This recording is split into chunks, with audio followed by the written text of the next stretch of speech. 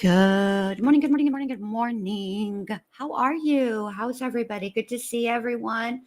Let me say good morning. Good morning, Margie. Good morning. Call me Sadie says, I'll be back. I will be a little late, but I'm hoping that an early check-in will keep me from needing a notarized late note. Well, seeing as I am a benevolent overlord, I will let that slide this one time. Everybody gets one. Call me Sadie. That is your one. Good morning, Neat Noodle. Good to see you, babe. Good morning, Tony. Good morning. Good morning. All right, everybody. Are we ready to watch the final day of the Todd Mullis hearing? Day 6, with the closing arguments, all the things. Also, I just wanted to remind everybody that now that we're at day 6, again, I'm going to do like a recap. And I think you guys will like it because I think the way that I am planning to do it will be in a way that you understand how all of this testimony, how it fits together with the original trial. That way it's understandable. Hey, Violet. Good to see you, babe. Good morning, preschool granny. Good to see you too, babe. Good morning. Good morning. Hope everybody's doing well. Yes. So Neat says, I assume we are waiting for a written decision on this bench trial. Yes. So the decision in this bench trial will come right around the same time that Lori Vallow Daybell's trial is scheduled to start. Although I have to say, you guys, based on her last hearing and how she just thinks so many people are going to try to get on the jury because it's her. You know, it's funny to me because, yes, this case has received a lot of attention, nationwide attention, probably worldwide attention, really. And you would be amazed at how many people don't actually know who Lori Vallow Daybell is. They have no idea about this case. I live with 2 of them.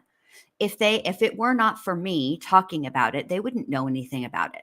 So there are people that are perfectly capable of hearing this case that don't know anything about Lori.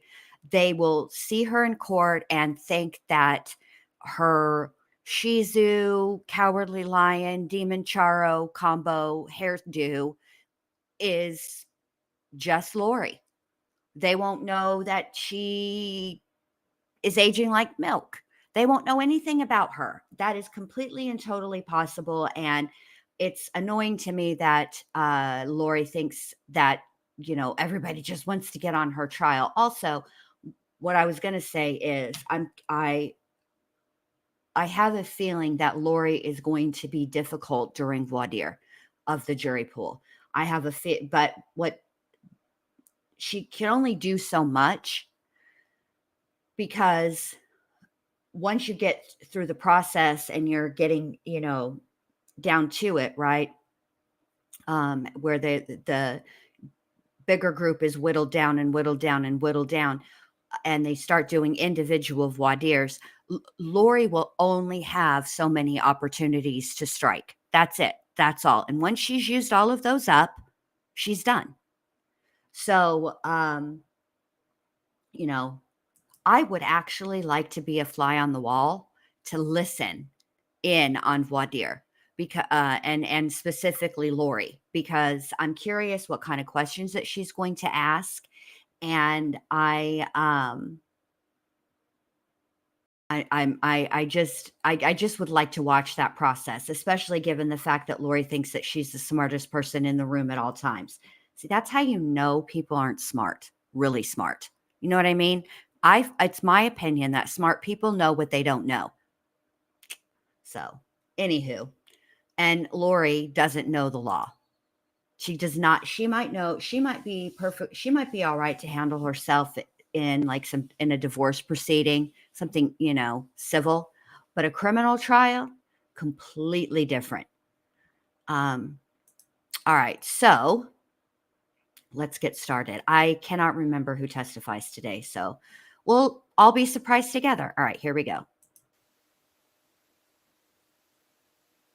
Witness in here, 1 second. Too many screens to keep track of here. Oh, all right. She sounds like me. If you'd raise your hand, sir, I'll swear you in. Do you swear the testimony you're about to give will be true and correct? I do. Okay. Whenever you're ready, Ms. Thompson. Thank you, Your Honor. And Mr. Saffre, are you able to hear me okay? Yes. Hold on 1 second. Let me just turn this up a little bit.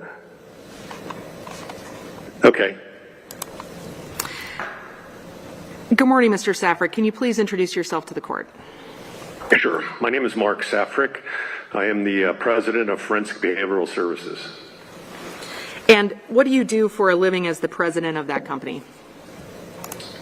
I conduct complex assessments of death investigations, death cases for interested parties to help them understand what happened, how those events within the case unfolded, and possibly sometimes why they occurred. Are you familiar with the term equivocal death evaluation, Mr. Saffre? Yes. Can you tell? Recording in progress. Can you tell the court, Mr. Saffre, what an equivocal death evaluation is? Sure. An equivocal death evaluation is an investigation where the manner of death, not necessarily the cause of death, but the manner of death is in dispute or in question, or where there are several possible scenarios that could explain the death.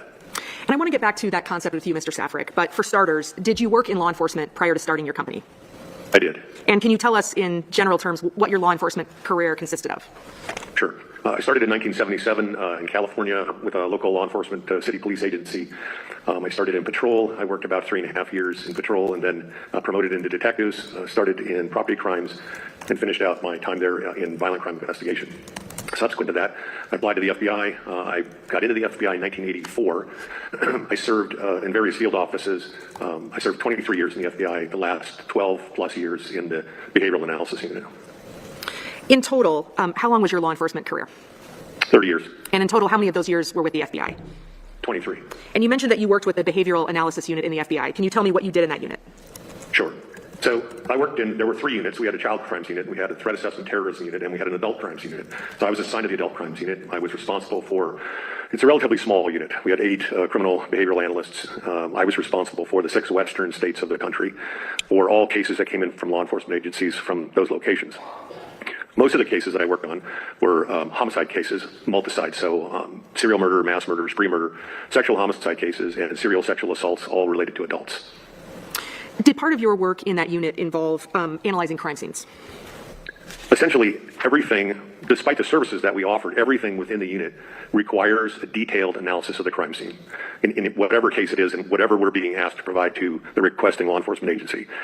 So it all comes down to conducting a detailed analysis of the scene, the antecedent behavior, the behavior during the scene, evaluating forensic evidence, physical evidence, and integrating all of that information together to understand the totality of the events that are occurring both in sequence and in time. You told us earlier about this concept of equivocal death evaluations. Did you perform those evaluations while you were with the FBI? I did. And did you have experience at the FBI investigating cases where investigators initially believed the case was a homicide, but the case turned out to be something else? Yes. Have you published in the area of death investigations? Yes, I've published, I have a book on spree murders for police investigations. I have numerous peer-reviewed international journal articles on various aspects of death analysis and investigation. So Violet says, my daughter is going to be studying at the behavioral analysis unit. I'm kind of jealous, but proud, but jealous. Yes. Yes. That would be a dream job for me. Any job in the studying why people commit crimes, specifically murder, would just be just a dream job for me. All right, here we go. Have you trained law enforcement officers on the topic of death investigations? Yes. Can you tell us briefly about your experience training other officers on this subject? So I regularly do presentations for law enforcement groups and other groups for forensic nurses, victim advocates. I've presented to judges, to prosecutors, to defense attorneys, homicide investigators, violent crime investigators around the U.S. and throughout the world. Conservatively, I would say I've presented to over 20,000 law enforcement professionals. Are you the member of any professional organizations? Yes, there's a number of them that I have listed in my CV. American Academy of Forensic Sciences, the VDOC Society, it's a cold case society. Off the top of my head, I have a list that I just don't recall now. In your consulting career since you left the FBI, what kinds of clients have you consulted for? Well, since I left the FBI, most of the clients are, I would say, attorneys, civil attorneys. So the types of cases I work on typically involve some type of violent crime.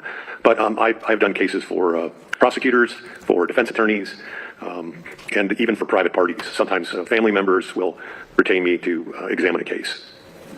So prosecutors, defense attorneys, and then in civil cases, both the plaintiff and the defense. Do you have clients for whom you've consulted where the client ended up not using the opinions that you provided to them? Yes, that occurred both in the FBI when we consulted with law enforcement agencies, and also civilly. The cases that I've done in the nearly 18 years since I've been retired from the FBI, there will always be cases where the analysis doesn't line up with what the attorneys are looking for, and then they don't end up using me. I want to come back to this topic of equivocal death evaluation and crime scene analysis. And for starters, Mr. Saffre, you are not a medical doctor, is that right? That's correct. All right, this is important, okay?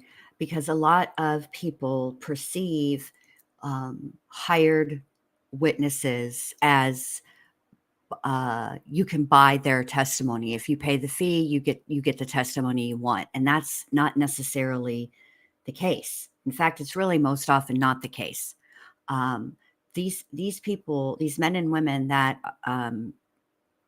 end up testifying sometimes in criminal proceedings and civil proceedings, whether they're testifying for the plaintiff or the defendant in a civil proceeding or prosecution or defense in a criminal proceeding, these people have had training, education. I mean, they're certified, they're licensed, and they're not going to risk all of that just to come in and testify. And I that's why they ask that question, because I think that it's very important for whichever side has called this witness to establish the fact that sometimes they base their opinion on the evidence provided. And if that evidence that's been provided to them does not line up with the person who retained them's way they're going to go, they don't use him.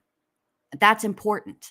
Also, good morning, Music City Mom. Long time no see, babe. How you doing?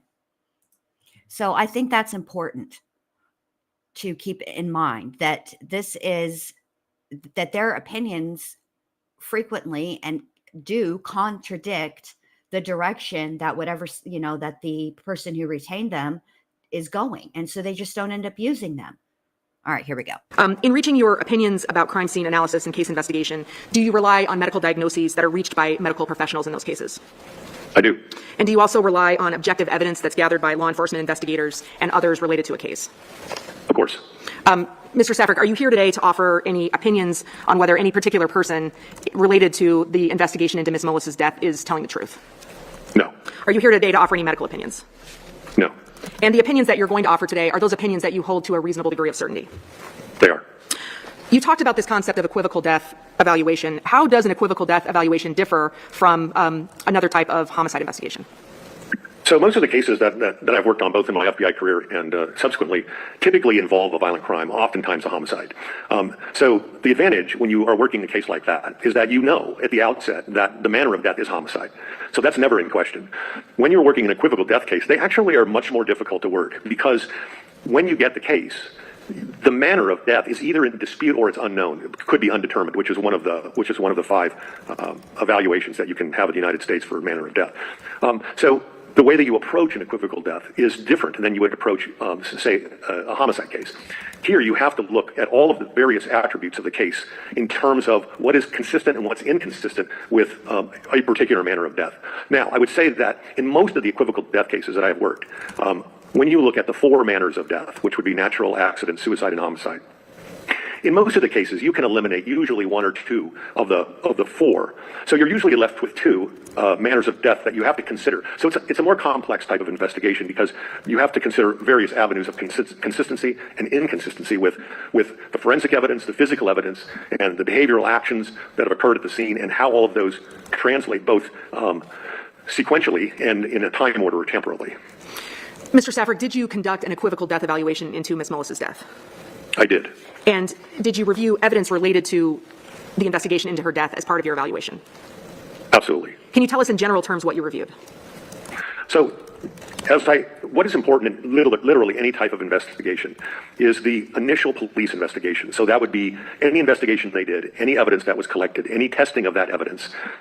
In a death case, it would be the autopsy protocol, photographs and diagrams from the scene, any interviews of witnesses, the assessment of the scene itself. That is all the critical information. Typically, in those types of investigations, what occurs weeks or months later oftentimes isn't really relevant to what I'm doing because I'm doing a crime scene analysis. So it's everything that's attendant to the initial scene, which is typically frozen by police on their arrival. And I do want to start talking, I want to start by asking you some questions about the scene that you just referenced. Based on your evaluation that you conducted in this case, did you develop opinions about the scene of Ms. Mullis's death? Yes. And are you aware that in this case, prosecutors argued to the jury that the scene of Ms. Mullis's death was staged? Yes, I'm aware of that. All right. So when we talk about the concept of the scene in the Mullis investigation, what do you understand to be the scene of where she was injured? Well, okay, so I would say more broadly, the scene is literally the entire farm area of the Mullis farm.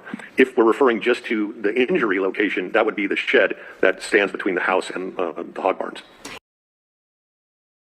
Before I forget, I looked up how long the jury deliberated in Todd Mullis's original trial. 7 hours. That's how long. Is it your understanding in this case that Ms. Mullis died at the hospital? Yes. And why do you consider the scene to be the shed and the Mullis farm in this case? Well, okay, so I would say I would consider the Mullis farm, or at least certainly the area around the house and the shed and the workshop and the hog barns as the overall scene area, because there were witnesses and individuals in those locations. I would say that the shed is the location for Ms. Mullis's passing, because there's physical evidence in the shed that suggests that the interviews that were conducted, the information derived from those interviews indicates that, and the police investigation and their theory is that her death took place in the shed. In your training, which I think is accurate. And when you're talking, her injury took place in the shed. In your training and experience, what does it mean for a scene to be staged? So staging a crime scene is an attempt by the offender of, say, the homicide, because that's typically where you see staged crime scenes, is in homicides. It's an attempt by the offender to misdirect the investigation. And the way that they misdirect the investigation is to introduce either spurious or fake evidence, remove evidence, or create contrived activities or behaviors that actually didn't occur. And the idea is that the purpose is that they're trying to create a new scene that has a new motive. Because that's what they want law enforcement investigators to look at and draw their own conclusion that this is what is actually occurring as opposed to what actually occurred. And so they stage the scene. The reason that staging is, and recognition of staging at a crime scene is important because because strangers don't need to stage a crime scene. They don't have a relationship dynamic with either the victim or the scene or both. So when you see intentional staging, then it suggests that the offender has some relationship with the victim or the scene or both of those. So how is it that law enforcement evaluate whether or not a scene is staged? Well, that's the point. So the offender, he manipulates the scene, either the forensic evidence or the behavioral evidence or the physical evidence. They manipulate the scene to change it so that when law enforcement comes and looks at the scene, that they're trying to overwhelm what law enforcement's logical conclusion about the scene would be, to make them think it's actually something different. So a new type of case that has a different motive. The problem is that when you are staging a crime scene, all of this activity then is happening after the crime. So it's not occurring in the right sequence or the right time order. And so you get inconsistent forensics, you get inconsistent injuries, you may have blood spatter in a location that doesn't fit the crime. So there are a lot of red flags that are evident in staged crime scenes. Did you see evidence in this case that the scene of Ms. Mullis's injuries was staged in some way? No. And can you explain how you reached that determination? Well, I would say first off, when you stage a crime scene, the point is that you need law enforcement investigators to come to the scene and look at it. You've changed the scene. You've changed the victim. You've changed evidence. You've created something that is supposed to look different. But you need investigators to see it because you need for them to draw their own conclusions about the scene. Incorrect conclusions, but that's the whole point. So here you don't even have a scene. I think that this is really important testimony, and testimony, in my estimation and opinion, that was really missing from the original trial, where they did say that Todd staged the scene, as it were, and but they never really explained how the scene was staged. And I think what you see in a scene is equally as important as what you don't see. And there are certain things that people who are connected to the victim do that strangers wouldn't do. And so like he pointed out. And so I think that understanding what was there, but also what wasn't there, is really, really important. And I wish that there had been more of this at the original trial. Perhaps had the state presented evidence in that manner, maybe I wouldn't have reasonable doubt. I don't know, because they didn't. So, we're back to the old shoulda, woulda, coulda. All right, let's keep going. And that's the point. So there's no staging that's going on here, because investigators, they only come to the shed at a later time. So why was there no scene in this case? I'm sorry? I said, why is it that there was no scene in this case, as you just mentioned? Right. So there's no scene because, first of all, Amy Mullis is not deceased. And there's an attempt to render aid to her, both in the shed and then subsequently in the truck, and then subsequently at the roadside location where dispatch advises him to stop the truck and meet law enforcement. There's no scene. There's the victim is not there. Everything is, suggests that Mr. Mullis was attempting to render aid to his wife in getting her to the hospital. So there's no scene to analyze, not for staging anyway. In your experience, is an aspect of scene staging sometimes that a person that is staging a scene will generate a situation where someone else will find the victim? Yes, that's very common, and not even in staged scenes, but in other types of homicide cases where it's called, we refer to it as third-party discovery. So what they don't want is to discover the victim, because then it creates a problem for them because they're not at an arm's length distance. So oftentimes they will have somebody else discover the victim. That could be a neighbor, it could be a coworker, it could be a friend. That puts them at arm's length from both the scene and the victim, and essentially allows them to try to create an alibi. Well, here you're aware that it was not Mr. Mullis that found Ms. Mullis, is that right? Yes, I'm aware of that. And yes. in your evaluation of this case, did the circumstances of this case fit the third-party discovery dynamic that you just described? I would say no for two reasons. One, in every third-party discovery, in any case I've ever worked, or any case that I'm aware of from my time in the FBI's behavioral unit, or in my 18 years subsequent to that, I have never seen a third-party discovery where a parent sends a child to make the discovery. It's typically an adult contacting another adult, not a family member, but, as I said, neighbor, friend, coworker, somebody that's disconnected personally, in a sense, from the victim. So that's not my experience to have sent. I've never seen you send a minor child to find, the parent.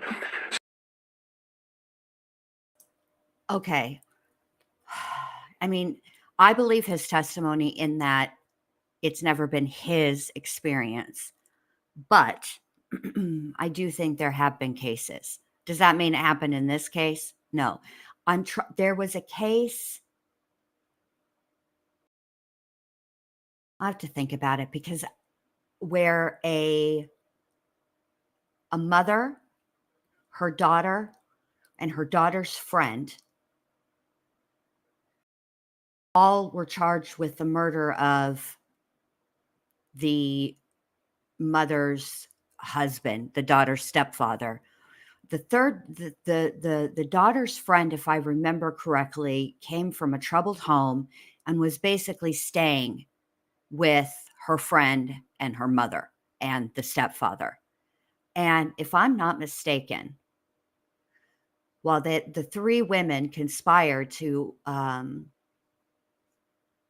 kill the father, the stepfather, if I remember correctly, I'm going to have to go back and look at this. But if I remember this correctly, the stepfather also had a daughter. And if I remember correctly, the daughter is the one who discovered her father. And that is because she was sent back in the house. They were all going to go shopping or something. And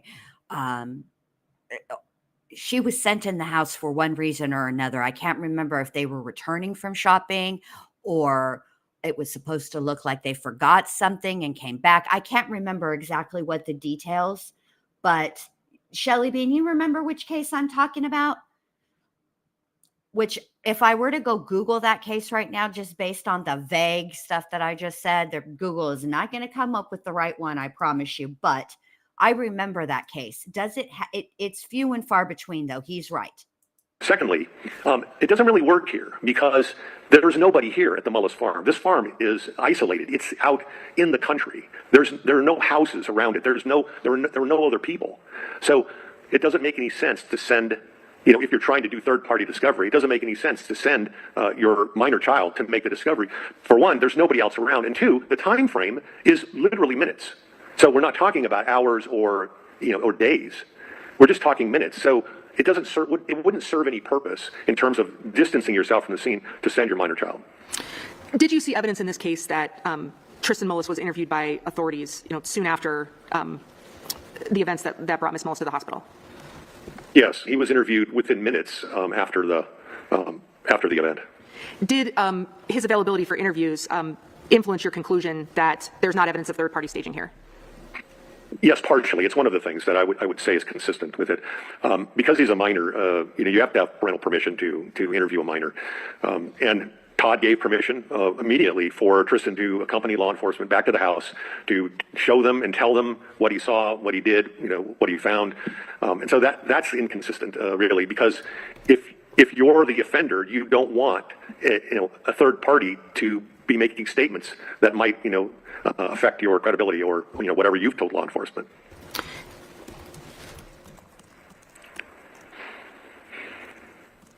And did you see evidence in this case of Mr. Mullis interrupting or preventing law enforcement from interviewing Tristan without Mr. Mullis there? Your Honor, I'm going to object to this line of questioning as improper expert opinion testimony because it's a comment on credibility not only of Todd Mullis but also of Tristan Mullis in this case. Credibility is a determination solely for the fact finder, and it is not subject to expert testimony under 570(2), 3, and 4, I believe. Overruled. I think I did not get an answer to that question, Your Honor. Is that correct? I didn't hear an answer. You may. No, yeah, I didn't. Can you just repeat the question? I'm sorry. I'll have to have the reporter read it back since there was an objection, so we'll give her a chance to do that. Thank you.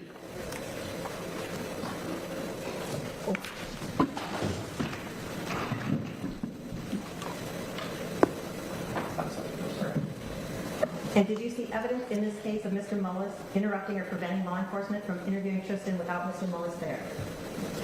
No, there were two instances where law enforcement asked Mr. Mullis if they could interview Tristan. One of them was immediately after from the roadside location to accompany Tristan back to the house to explain the whole situation there. And then later on that day, they also asked him again, and he said, sure, go ahead. Did that permission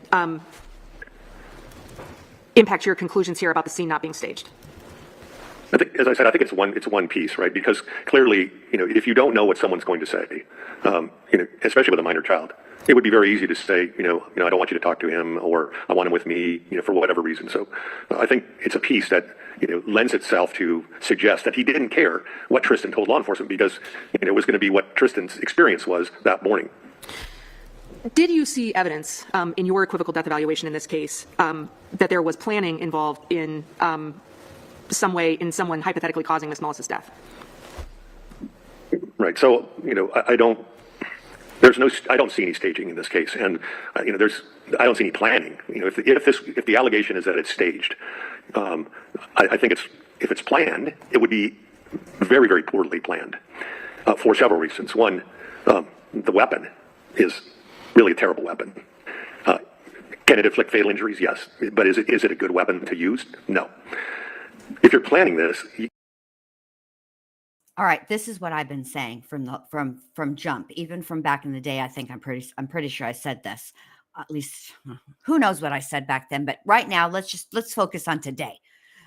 This hearing, I've been saying in this hearing, this is a farm.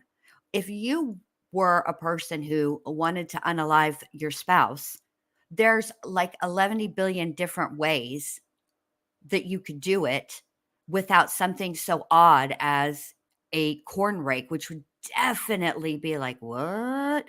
There's way more stuff on that farm that she could have had a quote unquote accident with, right?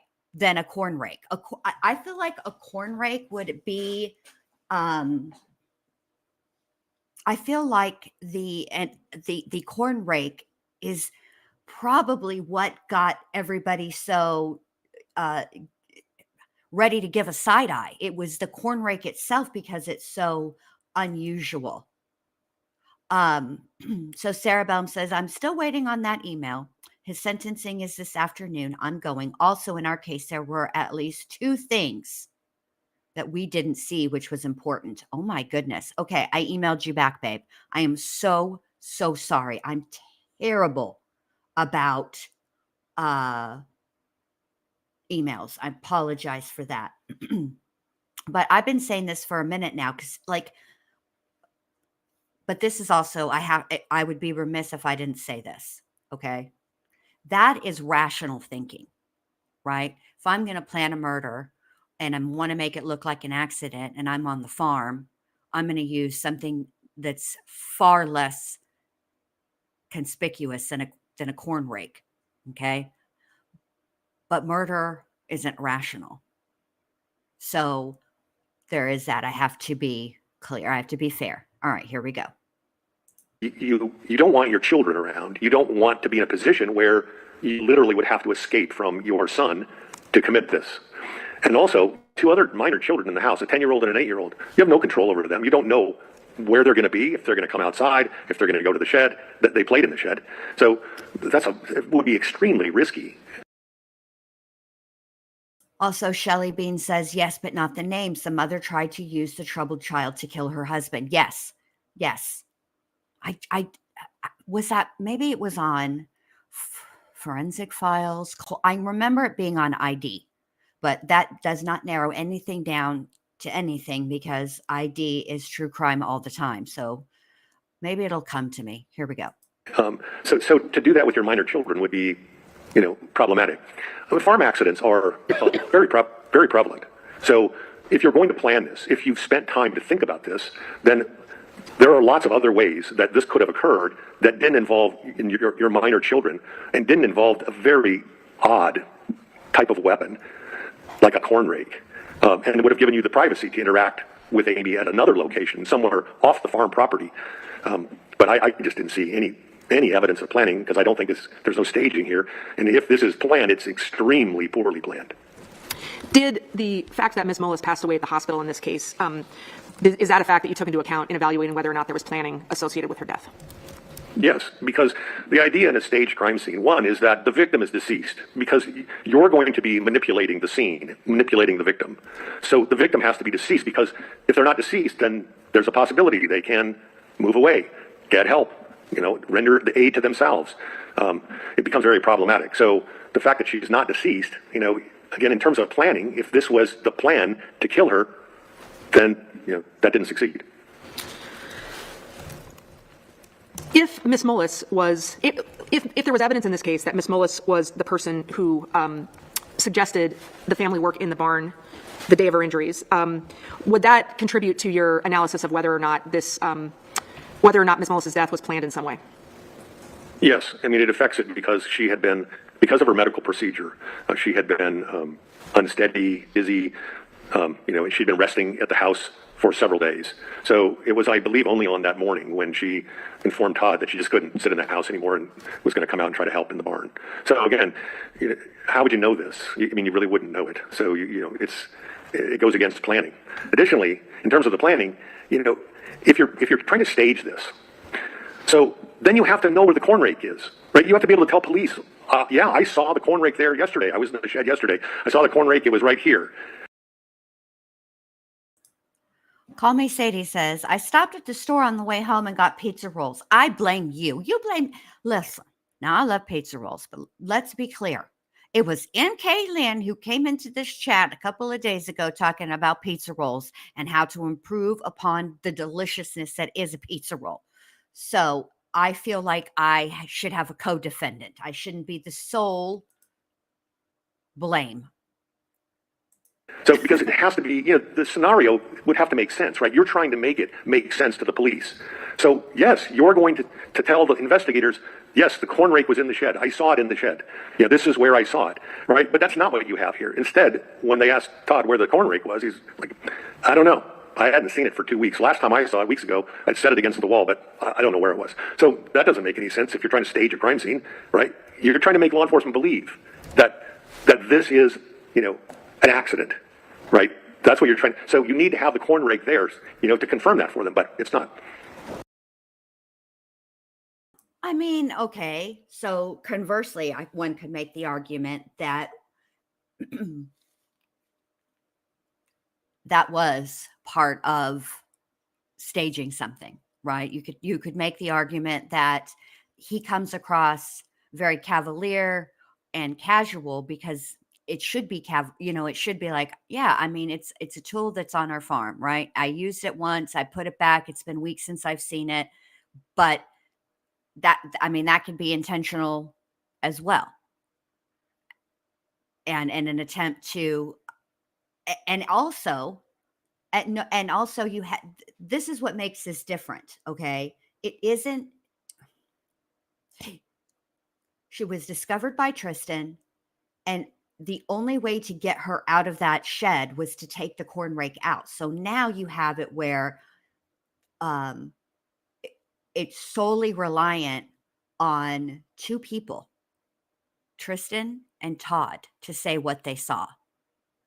And when your brain has especially the young, when you're young like that, with Tristan, your brain has an incredible way of shielding you from something that is truly horrific that you're seeing, and you don't really remember it. It's not like a whole movie in your brain, right? It's like bits and pieces. So I don't know. I think you could make the argument either way. Although I do feel like,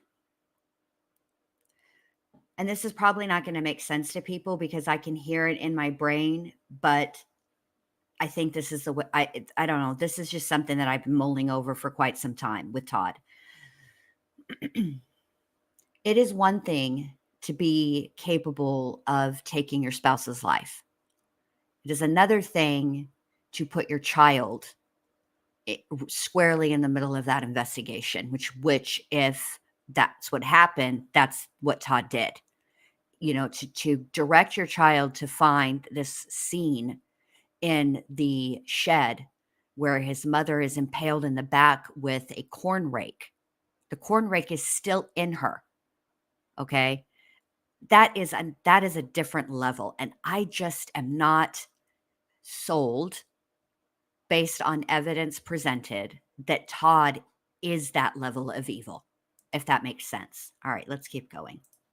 And I don't think Todd knew until that morning that Amy was planning on coming out to the hog barns. Is the topic of victimology relevant to equivocal death evaluations? Yes, victimology is relevant to any type of crime analysis because understanding the individual whose life is taken or who dies, is really important to understand their background, and what effect that has on risk level for them. So understanding that background, all aspects of that background from their various types of histories, it could be criminal or psychological or financial, their relationship dynamics with friends, coworkers, family members, all that information is important to understand, who is Amy Mullis and, what's that dynamic relationship between her, Todd, other people in her life. Is that what that term victimology means, what you just described? Yes, right. And it also, especially when you're talking about risk, you're trying to assess at what level of risk is she to become the victim of a violent crime. But on the flip side, you're also, that also informs the level of risk that an offender is willing to take to commit the crime. So if you have a very low risk victim, which I would say Amy is, not only because of her lifestyle, but simply because she lives in a very isolated location that's difficult to really find and get access to her. But also, sorry, lost my train of thought. Also because, the risk would be very high for an offender to access her there. So risk is a balance between the victim and the willingness for the offender to take on, more risk. And the more risk an offender is willing to take, then the more important it is for them to, commit whatever act they're, preparing to commit. Well, in considering victimology and in considering risk, in general, in conducting these type of equivocal death evaluations, do you consider the concept of infidelity in making that analysis? Sure, if that exists, if it's relevant. So there are lots of different components to victimology, and their relationship dynamics, the relationship dynamics in her relationships would be important. So if it's uncovered that there's marital infidelity, certainly that would be important to understand. Well, in conducting this equivocal death evaluation, did you consider the issue of infidelity in the Mullis marriage in reaching your conclusions? Sure, absolutely. And how did that fit into your analysis? Well, so once I was aware of it, then I have to put it in context, right? So everything that's done in my type of analysis is always within context. It's always within the totality of the circumstances. It's never a single piece of evidence that, is pulled out and assigned a value. It only has meaning within the context of everything you're looking at. So when I became aware that she had this affair with Mr. Frazier, then, I wanted to take that into consideration. What do I know about that? Who knows about that? Did Todd know about that? What's that dynamic? What is that dynamic like? So, of course, it's a very important piece. And did you draw any conclusions about how, if at all, infidelity would have played a role in the victimology in this case? So one thing I really wanted to understand is, was Todd aware of it? Now, clearly, there had been a past infidelity that he was aware of. But in this current one, based on the emails and the texts between Amy, Jerry Frazier, Mr. Frazier's wife, several of her friends whom she confided this infidelity to, there's nothing that I was able to see that led me to believe that Todd was aware of the infidelity. I mean, Amy said he wasn't. Jerry said he wasn't. In fact, there was questioning by Todd in, I believe it was July of 2018, where he had seen a number of texts between Amy and Jerry, and asked Jerry about them, or I think asked Jerry about them, and was given what appeared to be a reasonable explanation for it, and then spoke to Amy, and to the extent that I think he felt badly that he had thought there could be something going on, and actually apologized to Jerry and to Jerry's wife. And in texts between Jerry and Amy, they were very confident that Todd was not aware of the affair. In considering the issue of victimology, in assessing risk factors as you've described, do you as an investigator think through the dynamic of someone reporting events differently to different people? Sure, absolutely. And did you consider that dynamic in this case? Of course. And what, if any, go ahead, Mr. Saffre. So certainly, I mean, all of us have different relationship dynamics with people. We have our public lives, we have our private lives, and some people have a secret life. But it depends on the relationship dynamic with your friends. So some of your friends are more distant; they're almost more like acquaintances, and other friends are people you see all the time, and then other friends are like really close friends. That could be the same for coworkers. So when the stories and the conversations that you have with different people in your life basically reflect the level of comfort you have with them, what you will tell them. And so you see, when you look at the conversations that she has with several of her friends and with Jerry, you can see the difference in the conversations, and that I think would be expected.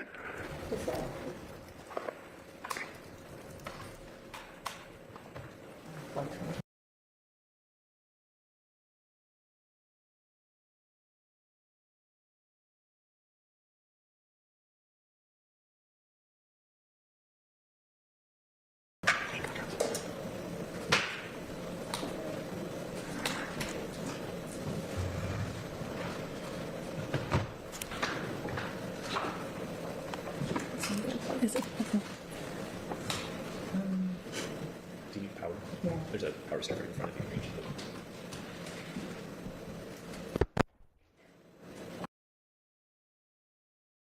Okay, sorry. I had a little chicky nugget pot pie. She can't hear any of this because I'm listening through headphones, but I don't want her in here whenever I'm talking about this stuff. Okay. So he said a lot of really important things in this last little few minutes of testimony. And he spoke a lot about victimology.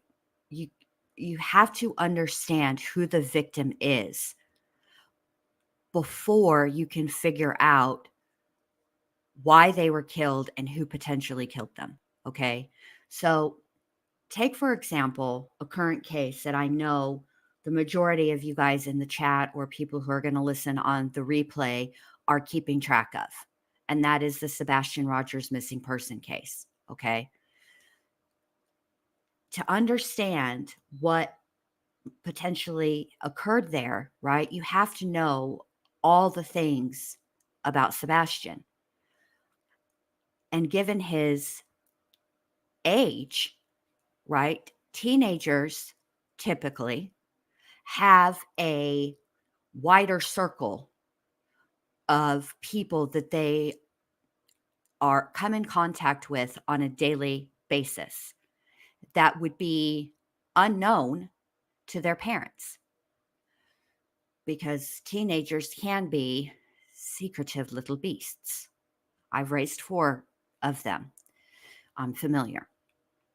So when looking at that situation, right, it would be important to know specifically who his friends were, who he hung around, if anyone, right? But also there's that other variable in there, and that is access to the internet.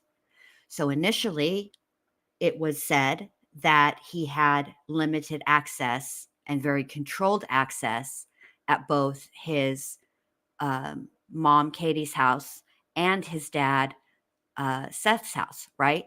But then we learned later on that he had much more free access at his father's house. All that means is the net of people that they need to be suspecting just got bigger, because what does the internet do? It brings the world into your home. That's it. That's all. And I want to be very, very clear about this. I am not casting aspersions on either parent about their choice in either allowing or restricting Sebastian's internet use. Okay. That's not a decision for me to make. I'm not his parent. I don't know that child. That's a parenting decision. All I'm pointing out is potential victimology, right? Also, with Todd and this affair situation, right? He had suspicions in July. He didn't act on those suspicions until November. That's a long time to seethe and be angry about. So what happened that day? What if the state is correct in their assertion that it was this affair that Todd knew about that had been going on for quite some time? I mean, July, August, September, October, November. That's 5 months. That's 5 months. That's a long, that is a long time. And so, I mean, in the scheme of a person's life, no, it's not, right? Like, but to know that you're being betrayed like that and to be able to keep it to yourself for 5 months is a long time. And not only would he have had to keep it to himself, okay? He had to take the extra step of calling Jerry and Jerry's wife and apologizing to them. You talk about that is I don't know if I could do that. If I had suspicions, even if I were wrong, I don't know that I would call and apologize because, to be fair, in this situation, what caused Todd to give Amy and Jerry the side eye was the volume of texts that were exchanged between the pair of them, right? That he found out about. So if I were in Todd's shoes, I would feel quite justified in questioning the volume of texts that were occurring between my wife and another man. I would feel completely justified in that, and therefore I wouldn't be sorry, and therefore I wouldn't apologize. But he did. Was his apology sincere? I don't know. I wasn't there. But even to do that, even to give us an apology that you don't actually mean, for the sake of, I'm going to keep this under my hat and use it for later, and I'm going to seethe about it for the next 5 months. I don't know. It just doesn't make me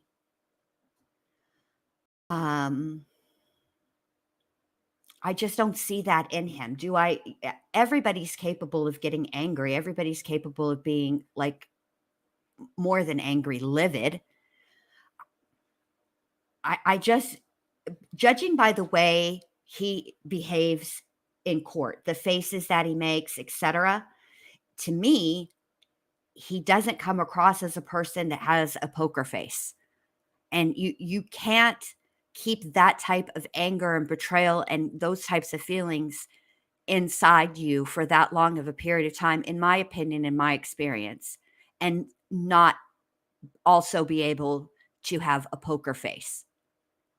He's definitely no Chad Daybell during in this proceeding. Chad gave absolutely no face, even when he heard the calls between him and Lori, when the texts were read between him and Lori, and some of those would have been embarrassing. Blank face the entire time. So exactly, Rachel said it so much better. She says, no, he has zero chill. He does. He has zero chill. So I just find it difficult to believe that he was able to keep all of those feelings stuffed inside of him and nobody could see it, right? And what happened that day? What caused him to say, all right, that's it. Today's the day. And Patricia makes a really good point up here. Patricia says a lot of stranger killings are unsolved. And the reason for that is because random stranger murders are harder to solve, as the victim is chosen only because of opportunity. Correct. It's harder to, that's why they, always start with the inner circle of the victim and work their way outwards. And, it takes longer and it's more difficult to solve when a stranger is the perpetrator versus someone the victim knows. All right, let's keep going.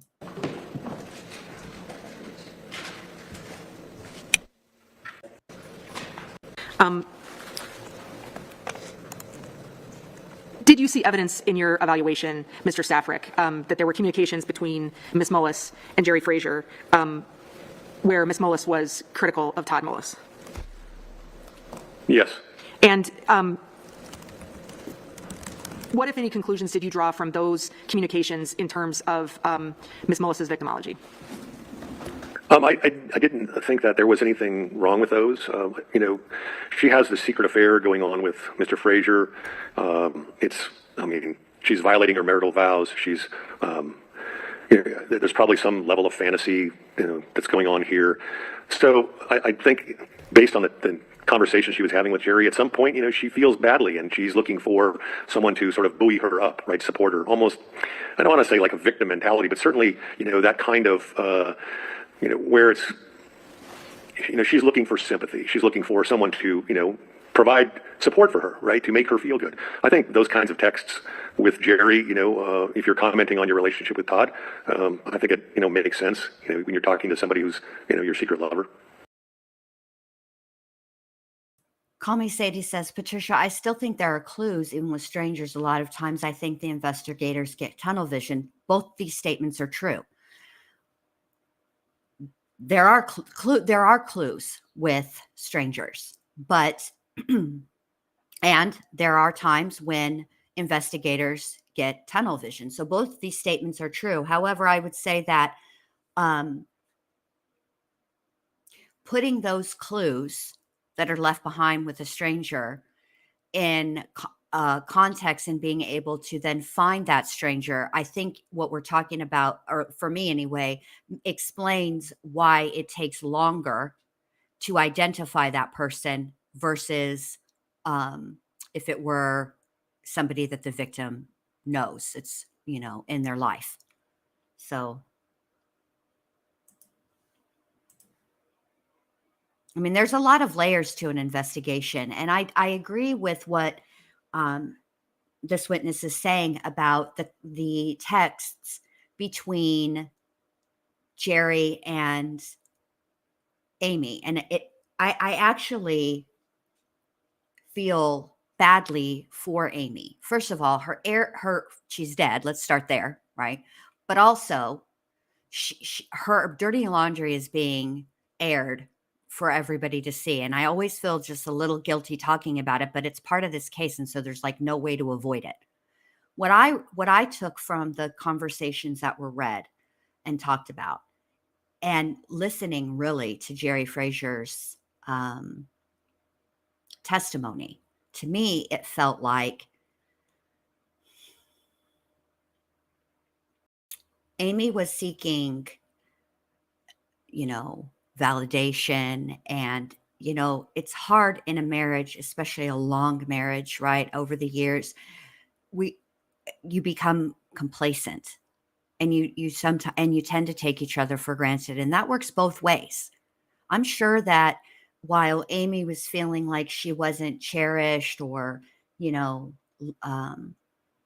built up, supported, etc., validated, Todd probably was feeling the same thing because that happens in marriages.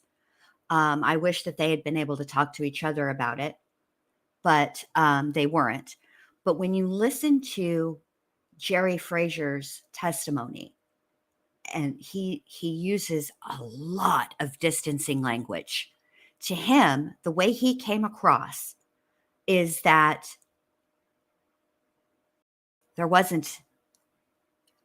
he didn't cheat on his wife because there was something so special about Amy that it caused him to break his marital vows. To me, his testimony came across as Amy was there and Amy was convenient. And that makes me sad for Amy because I think that, to me, what I took from that text exchange, those emails, etc., was that it wasn't casual for Amy, that she actually did care about Jerry and she was really hoping that the two of them could be together. And that makes me sad for her because I don't know what was really going on in Jerry's mind, obviously, but the way he came across was that this was this is situational convenience for him, and that's it. Anyone would have done. All right, here we go. I didn't see anything that that caused me any kind of concern. Did you see any differences in the communication between information that Ms. Mullis was conveying to Mr. Frazier and information that she was conveying to Todd? Sure. I mean, I think she's married to Todd. She has children with Todd, right? They have a business together. So they're some of the texts that she's sending Todd are very playful, loving, discussing things that I think any normal couple would be discussing, things happening on the farm, breakfast, just sort of innocuous kinds of conversations. She did say that she loved him, but of course, she's got the secret side of her. So obviously she's not going to tell Todd about that, but it doesn't mean that she doesn't care about Todd. And I mean, that's the sense I got in reading a number of messages. And you can't just read one. You have to put them in context. You have to read a lot of those, and a lot of those messages to her friends, and evaluate, what is that relationship? What is she comfortable telling these different people? And Your Honor, again, I'm going to object on well beyond the scope of expert testimony. We're just commenting on text messages and things that are well within common sense and reason, and that is not subject as a reliable expert opinion under 5702 and 03, and therefore should be excluded under even 403B. I mean, I do think we're getting pretty far afield here, Ms. Thompson. If you want to try to tie this back in, that's okay, but I'm not sure what your next question is. So Patricia says, if Amy had already had an affair with Todd, let me start again. If Amy had already had an affair, Todd would likely be hypervigilant for the clues after that. And Amy must have fallen out of love with Todd if she wanted somebody else, and he would not tolerate that. I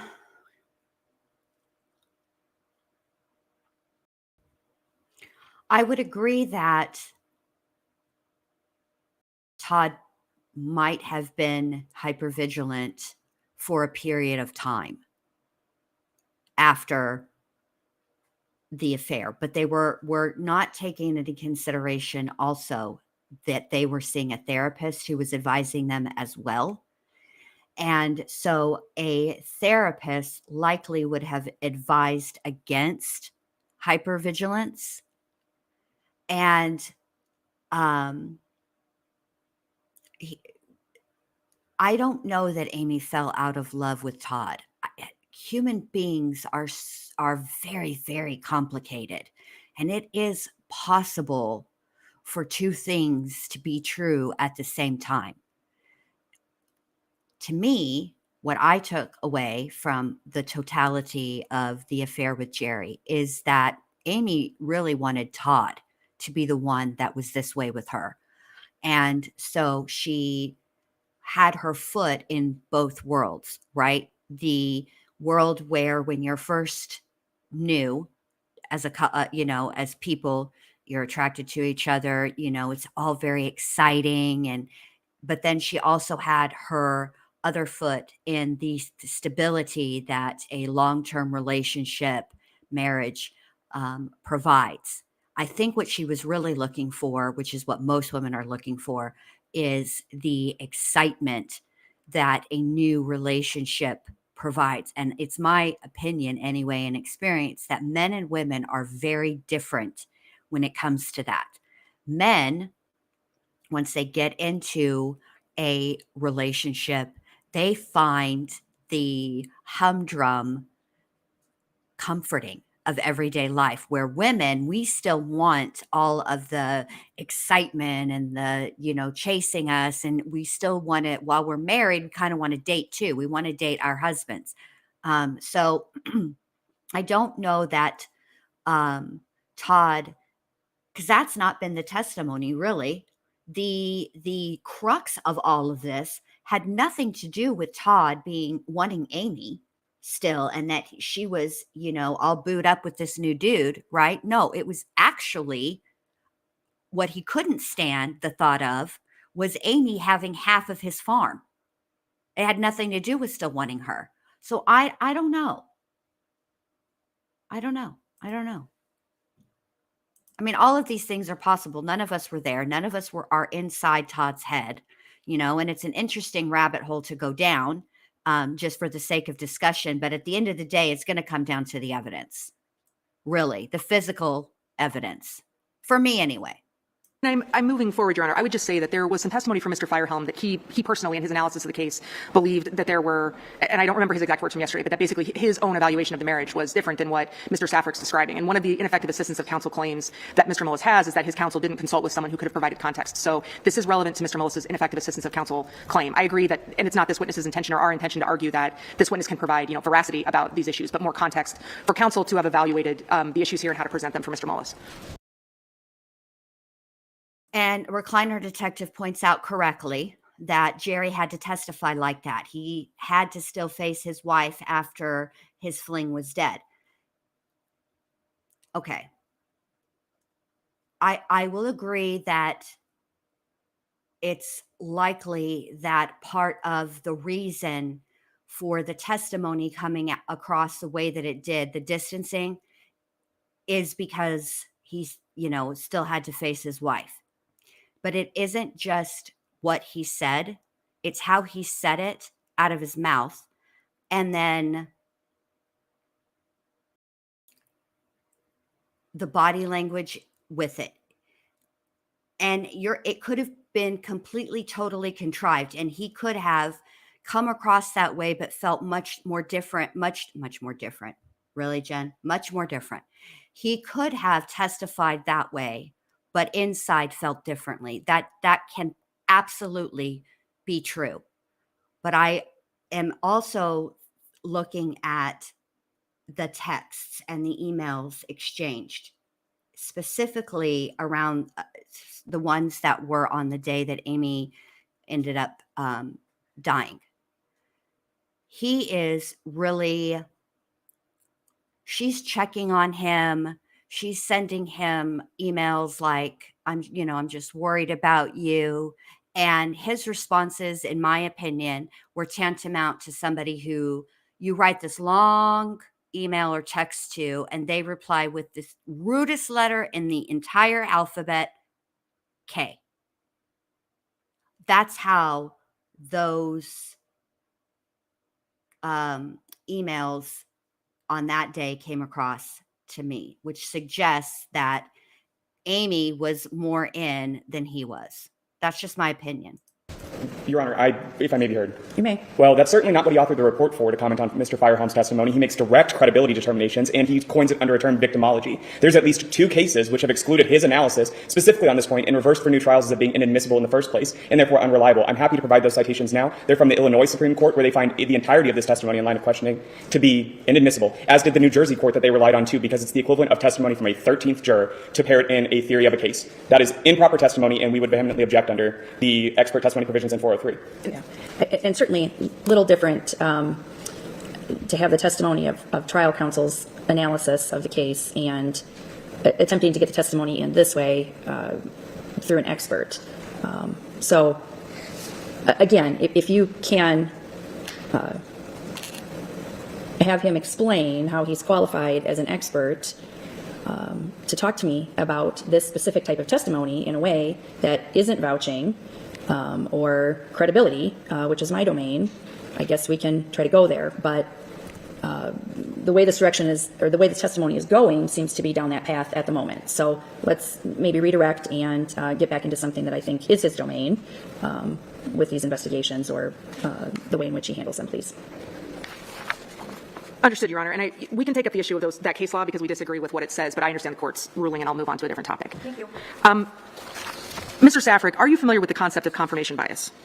Yes. And can you tell us in brief terms what that is? Well, I would say in reference to like a criminal case, the investigators are more likely to search for and recognize what confirms their bias or their theory and ignore or not consider evidence to the contrary. Did you see evidence of confirmation bias in the investigation into Ms. Mullis's death? I'm going to object again, Your Honor. This is psychological evidence, and it's been kept out before because they do not. He has no experience as a psychologist. He has no medical experience as a psychiatrist. What is the point of this testimony? Again, under our reading of the case law, courts have kept out the very same thing and found it to be improper, and we would object on those grounds as before. It's the same grounds as before. Did you wish to respond to this, Ms. Thompson? Well, the case law that the primary case in Illinois in which a court determined Mr. Saffre's opinions were not relevant actually dealt with his assessment of a crime scene. If the state is referencing People versus King, we can talk about that case. This is not testimony that's offered to provide the purpose of this testimony is to talk about what this investigation was and why it is that both Mr. Mullis's own attorneys and investigators focused on incorrect information. And that is within Mr. Saffre's province as an experienced FBI investigator, as an experienced law enforcement officer who evaluates these cases. It's to understand why both Mr. Mullis's own attorneys and the authorities would have focused on particular issues without looking at others. And that's relevant to understanding why it is that Mr. Mullis didn't receive effective assistance of counsel, and why it is that this investigation got off track, which again is one of the claims that Mr. Mullis raises in his petition. And again, Your Honor, if I may, Mr. Saffre's report doesn't speak to that. The ultimate conclusion as set out on page 56 and 57 is meant for him to speak to whether or not this was an accident or a homicide. Specifically, if we look to his conclusion, he said, quote, "I was asked to review this case to determine if a manner of death other than homicide would provide the most logical explanation for Amy's death," close quote. I believe that's at page 57, Your Honor, possibly 58. And so Mr. Saffre's conclusions certainly aren't aren't being relevant to an ineffective assistance of counsel claim. And again, improper testimony invades on the fact finder's function here. Ms. Thompson, any further response? I mean, Mr. Saffre has not offered an opinion about the cause of death here, although he certainly has one, as the state alluded to. There's nothing about, and his report does discuss the topic of confirmation bias and how that is relevant here. These opinions are just as relevant for what counsel would have taken into account in choosing whether or not to investigate, choosing whether or not to make certain arguments on Mr. Mullis's behalf. I mean, that is exactly the purpose of his report.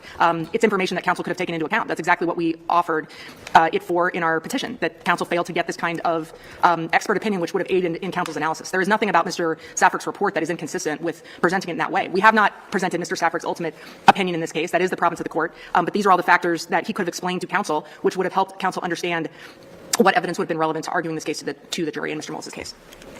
And I'd say that there's a number of other cases where Mr. Saffre's analysis and opinions have been accepted by courts, and we have a number of those cases we can cite to the court. So the state has pulled out, a couple where courts went the other way, but that's not Mr. Saffre has testified all over the country, and his opinions have been accepted by courts in numerous states. To the extent that the court understands Mr. Saffre to be offering an opinion as to the investigation that was conducted into this matter, and not an opinion or as an expert on confirmation bias specifically, the court will allow the testimony and give it whatever weight it's ultimately due. So the objection is overruled. You may proceed, Ms. Thompson. I'm sorry, what was my last question? And I apologize because I don't recall.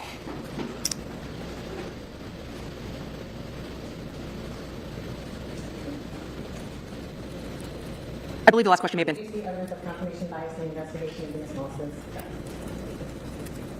Did you hear that question, Mr. Saffre? Oh, I didn't. No, I did not. Let me repeat it. Did you, Mr. Saffre, see evidence of confirmation bias in the Mullis investigation? Yes. And can you explain what evidence you saw of that? Well, I think the first really important piece here relates to the interviews that were done of Tristan and Todd. It's important to understand that the first three interviews of Todd, two of them occurred. The first three occurred on the day, on the 10th. The first three interviews of Tristan, or first two interviews of Tristan, also occurred on the 10th. At no time were those interviews conducted with Todd and Tristan together. They were all conducted independently. In fact, all of the interviews that were conducted, including the ones on the 16th, were conducted independently. I just wanted to pause briefly to welcome Adrian in. Good morning. Good to see you, babe. I'm curious about where he's going with this because I'm just curious. Let's keep listening. So normally in law enforcement, when you have two suspects and that are suspected in a crime and law enforcement arrests them, the first thing that law enforcement does is separate them. Why? Because they don't want them talking and getting their story together. I mean, this is an investigation 101. And that's exactly what happened here. We have these literally 7 interviews of a 13-year-old boy and Todd explaining to law enforcement on the day. So this isn't occurring weeks later or months later or years later. This is happening contemporaneous with the crime. And what we know from investigations is that the best information from a witness is that contemporaneous information to the event. So the closer to the event, the better. Because you don't want that information contaminated. You don't want that person talking to other people Objection. or other... Vouching, improper testimony. Again, what he's saying is, if I understand it, and certainly the court can make the determination, is that they were telling the truth because their stories were closer in time to the events in question. Actually, I would disagree. I think what he's saying is that they treated Todd and Tristan as suspects. And why did they need, from the very beginning, and why did they need to question them 7 times if essentially they were telling the same story repeatedly? I think that's what his point is, but that'll be for the judge to determine. How is that not a credibility determination, saying they were telling the truth then but were not later on? Well, and I think the answer is turning into a narrative. Let's just have a new question, please, Ms. Thompson. I'll ask another question, Your Honor. Did you see evidence of confirmation bias in the way that authorities relied on the text messages and the messages between witnesses in this case? Yes, in certain circumstances I did. And can you explain what evidence of confirmation bias you saw in that respect? Well, there was a couple of... Hang on. I'll forget if I don't do it now. I wanted to also say good morning to Lil Red. I missed you. Sorry, babe. I meant to say hi, and then I got distracted by that argument between the state and the applicant. So my bad. Please forgive me. Hi. All right, here we go. Let's see. All right, let's start again. All right, here we go. Did you see evidence of confirmation bias in the way that authorities relied on the text messages and the messages between witnesses in this case? Yes, in certain circumstances I did. And can you explain what evidence of confirmation bias you saw in that respect? Well, there was a couple of texts that Amy had related to a confrontation that she'd had with her mother-in-law, Peggy Munson. And those texts, if you take the text out of context, it appears that Amy is talking about Todd, that she's going to, if this ever happens again, I'm going to leave, take the kids. And then, so it sounds very damaging by itself, but if you take it within the context of all of the other texts, you realize that she's not talking about Todd. She's talking about her relationship with her mother-in-law and the problems that she had there. And that goes on for a couple of days. And she even has that discussion with Todd. So I think it's really important that you take all of these conversations in context and look at what's going on before and after the conversations. Just one moment, Your Honor.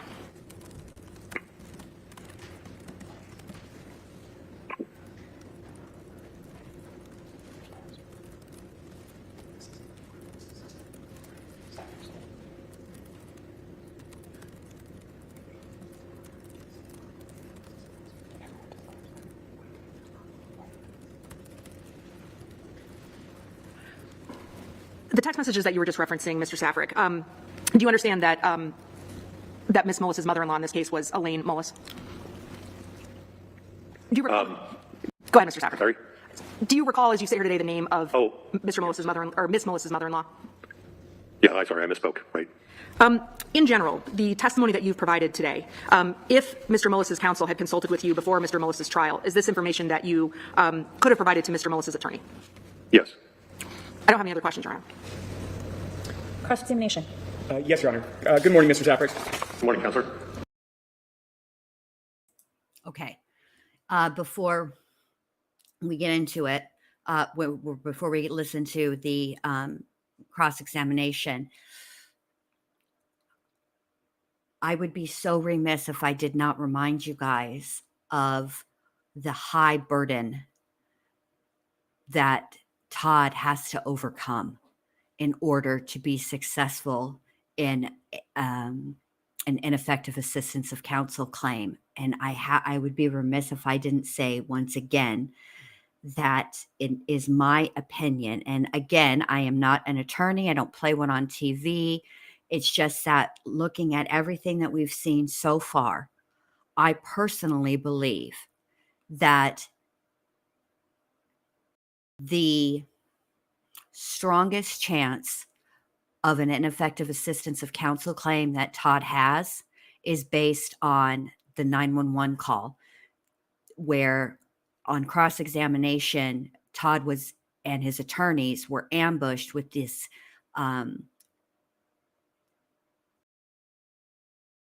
with the state alleging that Todd said some things in between the chest compressions, and those utterances, or there's a specific name for them that is just like, it's not in my brain right now, but the state had an obligation to tell the defense attorneys that they had statements made by the defendant. And so because the defense attorney during the original trial did not object immediately when she started to play that excerpt and then question him about, did you say cheating whore or go to hell cheating whore? Because they were both said. When he didn't object immediately and move for a mistrial immediately, in my opinion, that was the best example of an ineffective assistance of counsel claim. And the reason I believe that is because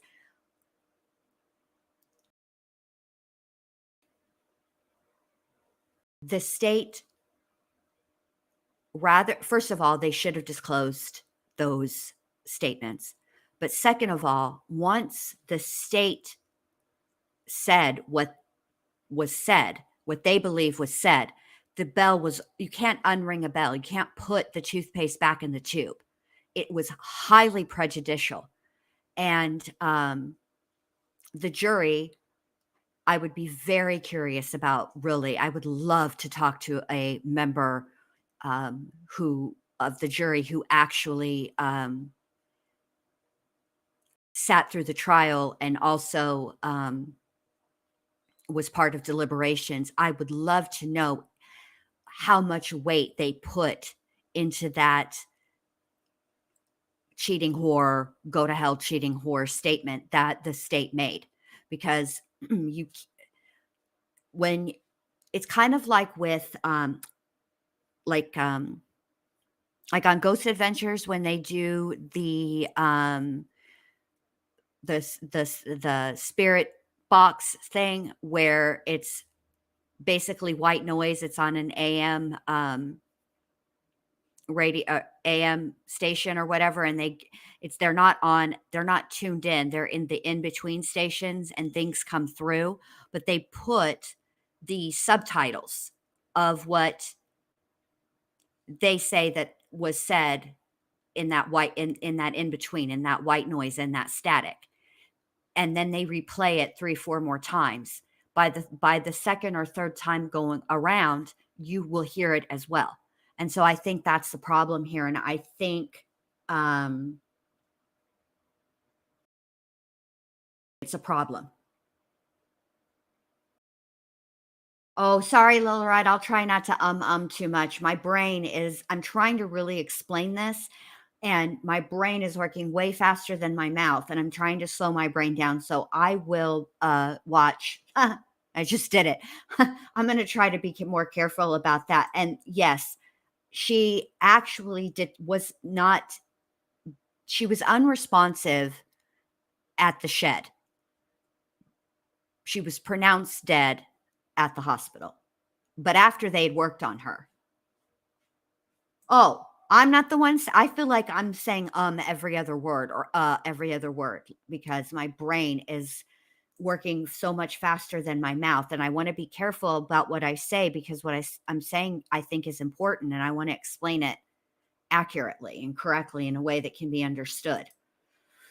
I feel better. All right, here we go. Let's listen to the cross-examination. How long have you had what was your experience length in law enforcement specifically? In law enforcement? Yes. Well, I started in 1977 as a police officer working in patrol. As I said, I promoted into detective, started in property crimes, went to violent crimes. And then in 1983, I applied to the FBI. I got in, and my first office was working in an Indian reservation in Wyoming. I worked there for 3.5 years working all the violent crimes on the reservation. I went and then was transferred to the New York City office. Excuse me, sir, not to be picky, but we don't use that word anymore.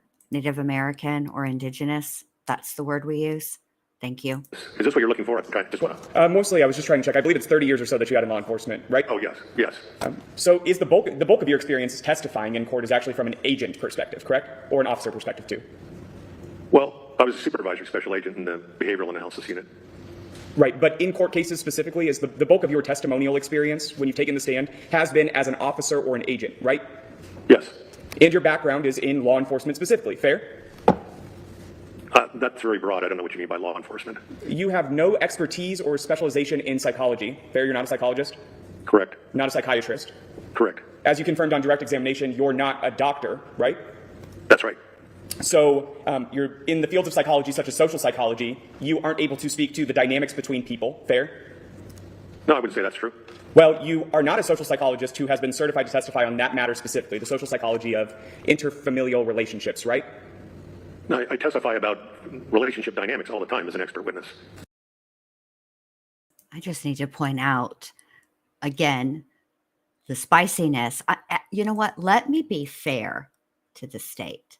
Let me slow this down to normal because I want to see if the spice meter is accurate. If he is just as spicy as he's coming off on 1.5 as he is on normal speed with the He just all of it, his tone and his body language. He's just, whoo, super spicy. All right, here we go. A little spicy enchilada over there at the state's table.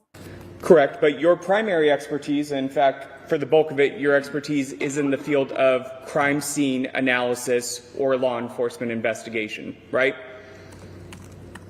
Well, I would say that crime scene analysis is the baseline for all of the type of analysis that I do, yes. Yes, he's coming across just as spicy with a dash of condescension. Woo! We'll speed him up again. No need for this. I just was a little, just a little test. I just was curious. Definitely spicy. Like I said, he's a spicy enchilada with a dash of condensation.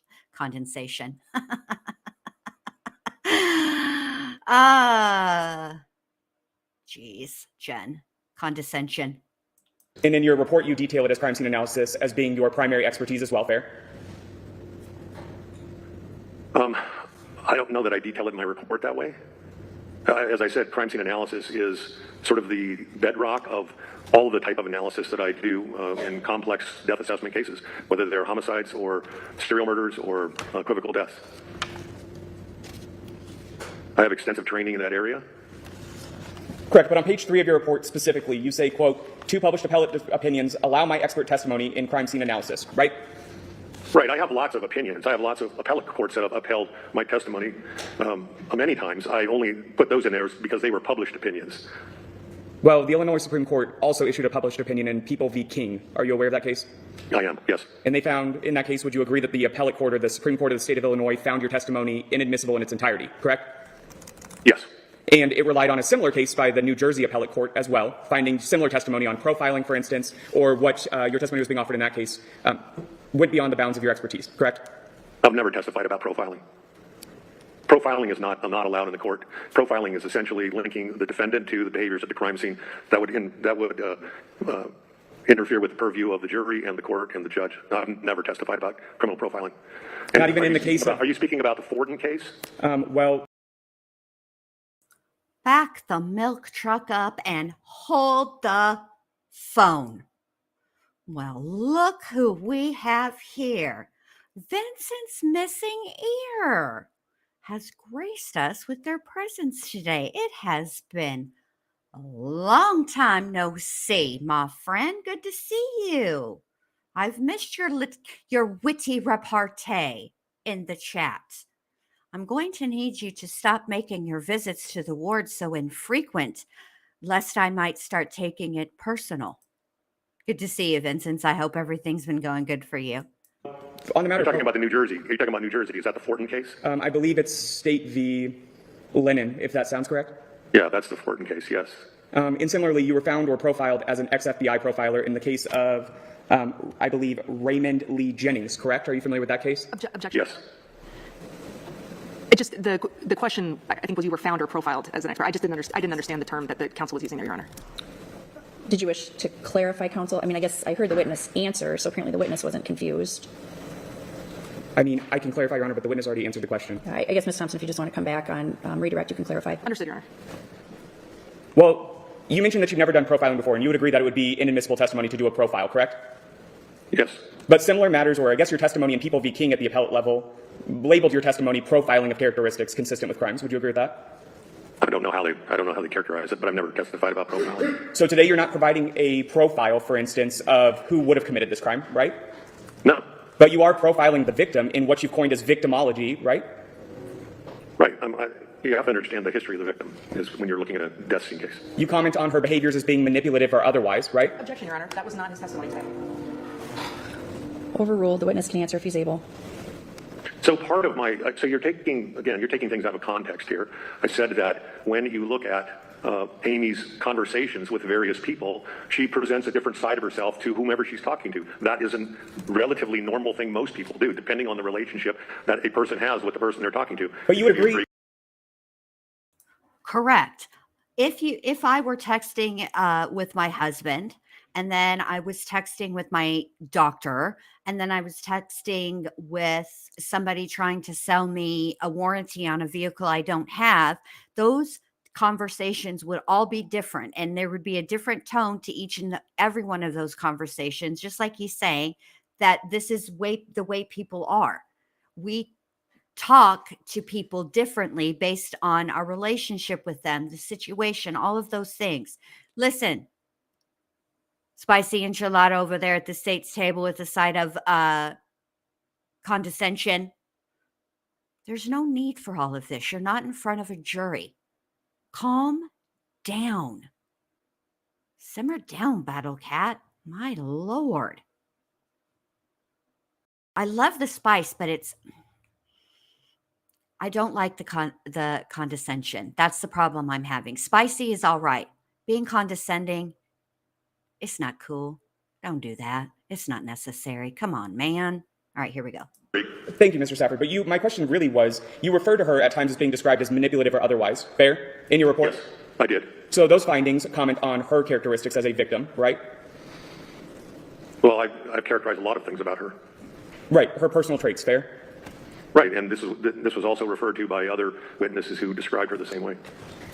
So I guess, Mr. Saffre, you're just going, is it fair to say that you drew all of your inferences from the existing record evidence established or collected by law enforcement on this side of things, or presented at trial? Is that about right?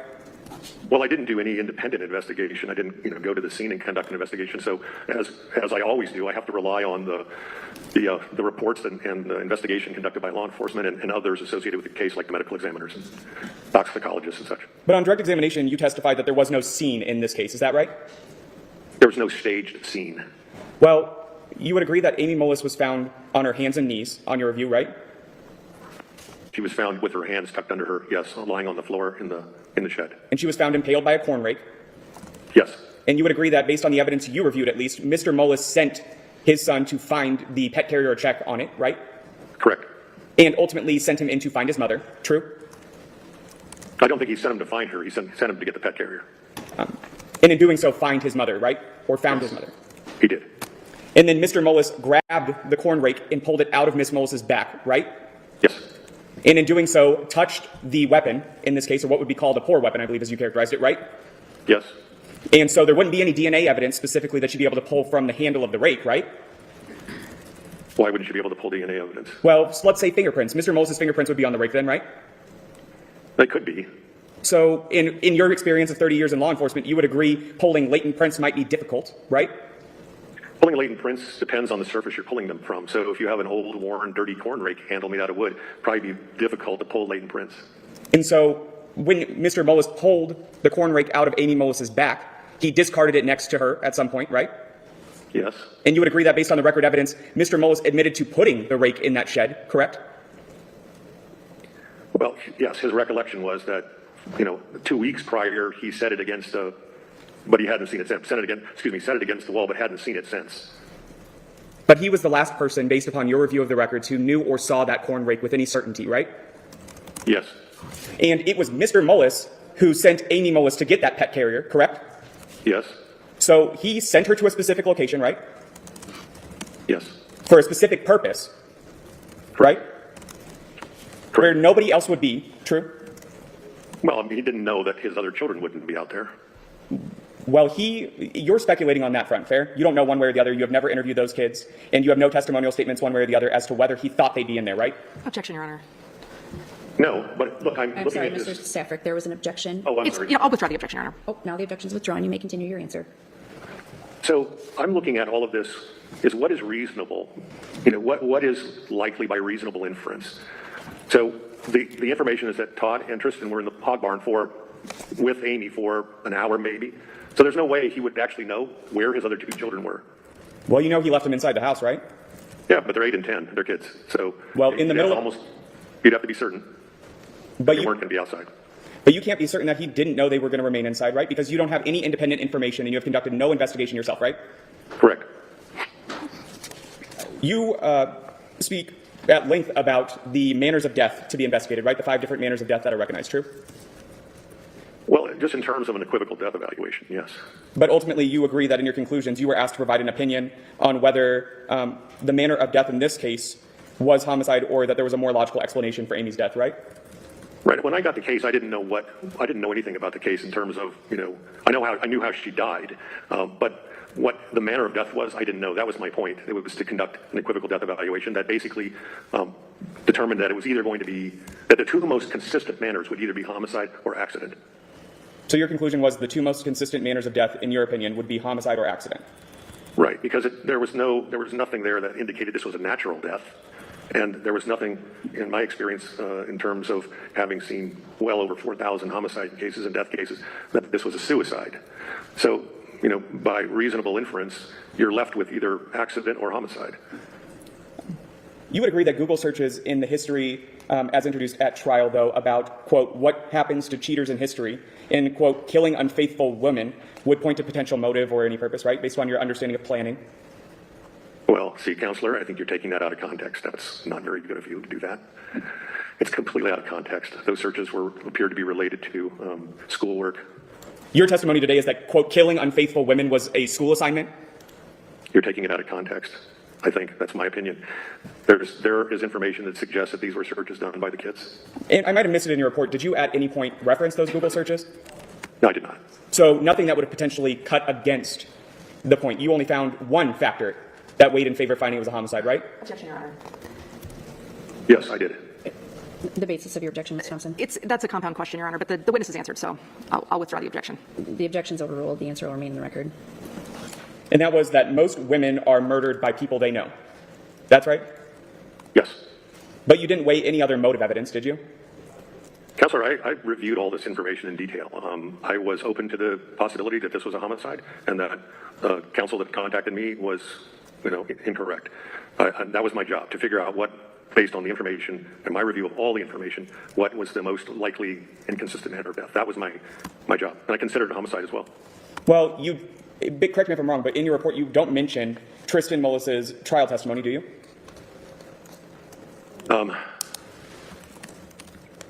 I don't know. I listed everything that I used, that I received and reviewed.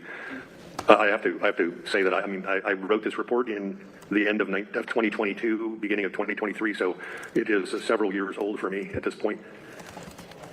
But I have listed everything that I reviewed. Well, I'll ask you this question. Do you recall anywhere in your report that you testified to your conclusions at length on direct examination, for instance, that report, do you mention Tristan Mullis's testimony that Todd Mullis' father was out of his sight for an indeterminate amount of time? If you can reference to me, I believe you're referencing an interview with Tristan that occurred well over a year after the incident. I'm not, Mr. Saffre. Did you review the trial transcripts in this case? If I have them listed, I did. But you don't make reference or note them in your report, do you? Well, I listed in my report what I reviewed. So I guess I'll phrase it in the hypothetical then, Mr. Saffre. In your opinion, if Tristan Mullis, under oath, swore that his father, left the hog barn and left his site for an indeterminate amount of time at trial, would that change your testimony? No. Why? Because, as I said before, the initial interviews are, in my experience, the most accurate, and when they're contemporaneous with the event, they were unfiltered, unbiased, unimpeded. There was nobody to influence him. By the time trial has come around, what he heard and who has talked to him and who has influenced him, I don't know. But those kinds of that kind of testimony is problematic for me. I relied on the contemporaneous interviews done by law enforcement on that day, multiple interviews with both Tristan and Todd, independent, where their stories were exactly the same. Well. So Rachel asks, is this the same judge as the trial or this is an appellate judge? This is an appellate judge. If I remember correctly, the original trial judge was Judge Bitter, and also Judge Bitter is male. You texted it to my phone? I don't even have a text from you. Nate, let me just... I don't know what's going on. Yeah, babe, I don't even have a text from you.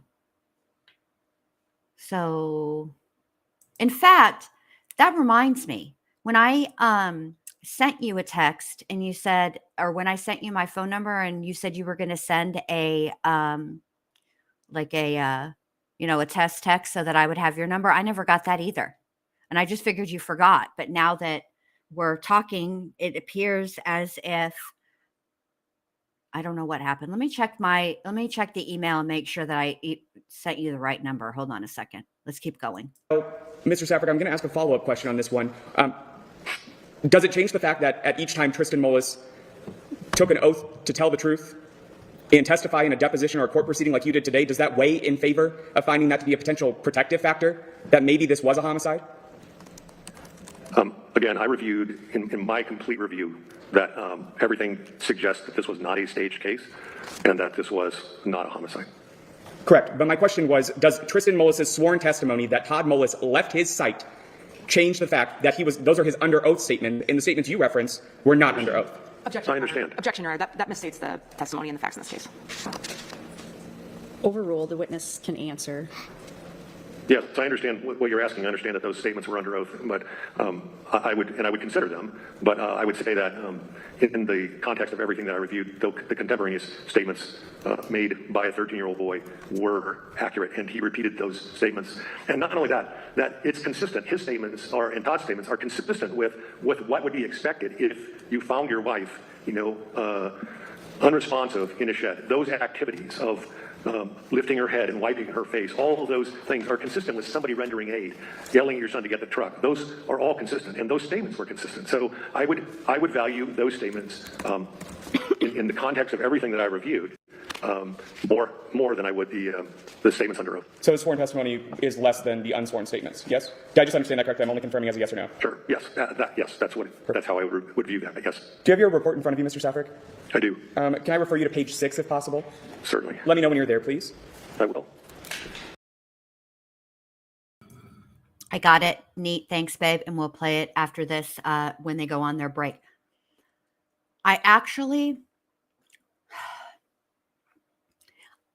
This is why I'm a little perturbed at spicy enchilada with a side. Now it's not even a side of condescension. Actually, the spice is now become the side, and the condescension is the main course, right? And that's why I'm perturbed, because he's asking really good questions. It is his job to take away credibility from this witness. Okay. But the way that I actually like the other attorney sitting next to him, I like his approach better. He asks the important questions, and there's a little bit of snark and spice mixed in there, but it isn't overpowering. You got to be careful with spice and snark. It's kind of like cumin or it's another good example, like tarragon. Those are powerful spices. So you need to be careful in using them so that they enhance the dish, but they don't overpower it. And that's what we have here, in my opinion. Anywho, hey, good morning, Charlie. Okay, I replied to your email, Neat, and that's my phone number. So, yeah.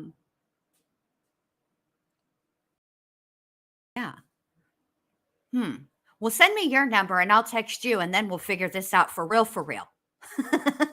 Because I'll text you and you tell me what number comes up. All right, here we go. But I don't appreciate the snark and the condescension. They're just too overpowering, and it's actually detracting from the questions.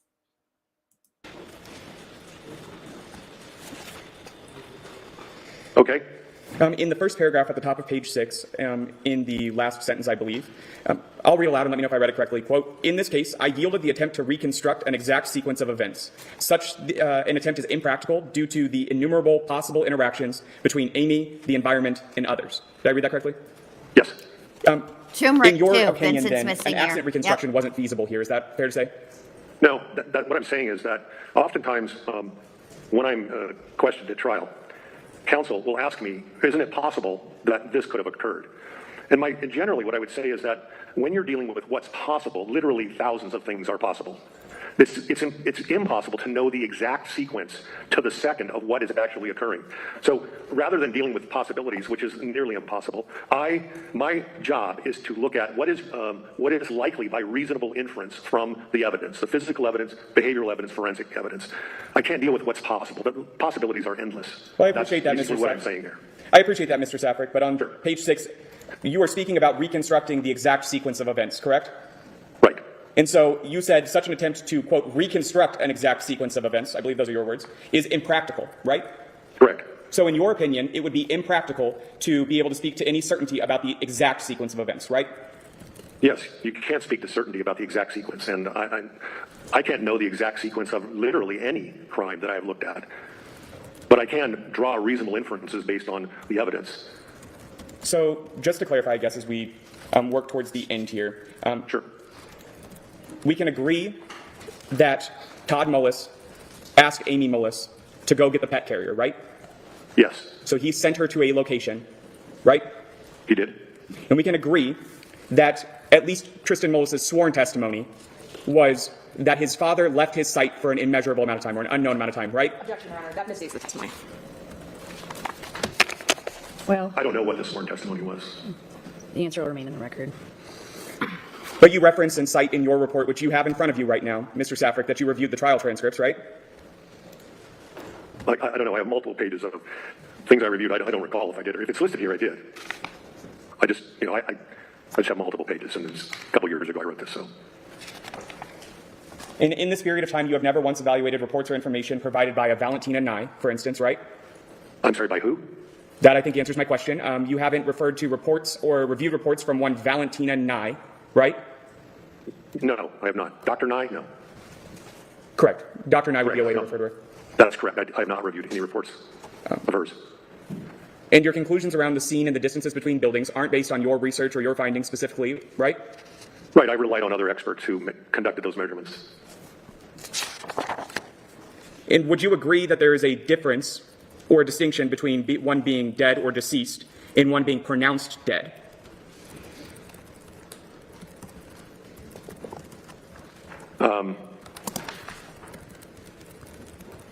I'm not clear on your question. Sure. Someone's dead or they're pronounced dead? So Amy Mullis was pronounced dead at the hospital, correct? She was. But she was found unresponsive in the shed on your review, correct? Yes. And there were not signs of life accordingly at that point in time. Is that a fair description of the evidence or the record? Objection, Your Honor. This is calling for a medical opinion from this witness, which he stated he's not providing. Well, the witness can certainly, I guess, testify as to his understanding based on his review of the records. I won't interpret his testimony as providing any medical opinion. With that understanding, Mr. Saffre, you may answer the question if you remember it at this point. I do. Thank you, Your Honor. Yes, I don't believe there was there's anything that indicated that she was dead in the shed. She was transported. They were doing CPR on her at the roadside. And I believe, if my recollection serves me correctly, that the doctors in the hospital worked on her for over an hour. So at some point she was pronounced deceased, but there's no evidence that she was deceased when Todd found her in the shed. Did you find any She was evidence? unresponsive, but no indication she had already passed. Did she ever come to or become responsive again based on your review of the evidence? Counselor, that would be a question for the emergency room doctors who worked on her. I don't know. Although you just testified to what they found or how long they worked on him, right? I believe that my recollection is they worked on her for about an hour before they pronounced her. But you can So come to my sense is that they believed that she was alive. I have a lot of experience with individuals who are either declared deceased at the scene because it's apparently obvious they're deceased, or as soon as they get to the hospital, they're declared deceased. That's not what occurred here. So, She wasn't declared deceased at the hospital? not immediately. I've had hundreds and hundreds of cases where offenders or where victims are declared deceased as soon as they arrive at the emergency room. But that was not the case here. So I don't know. There's nothing that says that she was deceased, and people believed, because they were working on her, that she was still alive. Mr. Saffre, we were provided a list of your prior testimony in the last 4 years. I believe that lists, is it 2 trials that you testified in? Or 1 trial? I don't have that list in front of me, but whatever, it should be accurate, yes. How many trials do you believe you testified in the last 4 years or so? Trials, probably those 2. And There's 2 on there. you also list depositions, I believe, for a grand total of 4 items or 5 items or so. Does that sound about right? Yes. If I provided that, that's accurate, yes. And it isn't in criminal cases specifically, right? Well, they're civil cases, but they're all related to criminal, typically homicides. So I have to evaluate all of those homicide scenes. Sure. And how much were you paid for this case? Well, not enough. But I did a lot of the work pro bono after. I got paid initially, but I've done a lot of work pro bono, and I've not, just because, they don't really have the money. And I think it's worthwhile to provide my insight in this case. Thank you, but that didn't actually answer my question. How much were you paid on this case? I think $10,000. Okay. And how much pro bono work have you done? I do a lot of pro bono work for various organizations. All my work for the VDOC Society is pro bono. I do other cases pro bono. So. Right, but I am asking specifically about this case, Mr. Saffre. This case. Right. A lot of my time, probably 25 to 30 hours has been pro bono. Is your hourly rate $500 an hour for a 4-hour minimum? That's my testimony for depositions, but my hourly rate is $400 for analysis and casework. And how many hours have you done of work on this case? I don't know offhand. Could you ballpark it like you did for the 25 to 30 hours of pro bono work? 60 to 70 hours of work. It's been I was retained in July of 2022. So it's been, 3 years.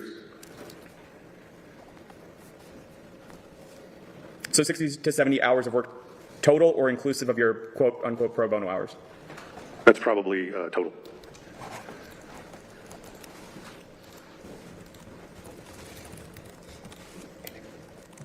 I don't have anything further. Thank you. Any redirect? A few questions, Your Honor. Mr. Saffre, I'm going to show you what's been marked as Exhibit 281. While this is being pulled up, this is a multi-page document, and I'm going to have my colleague scroll through Exhibit 281, and I'm going to ask you if this looks like a true and accurate copy of your CV and your report in this case.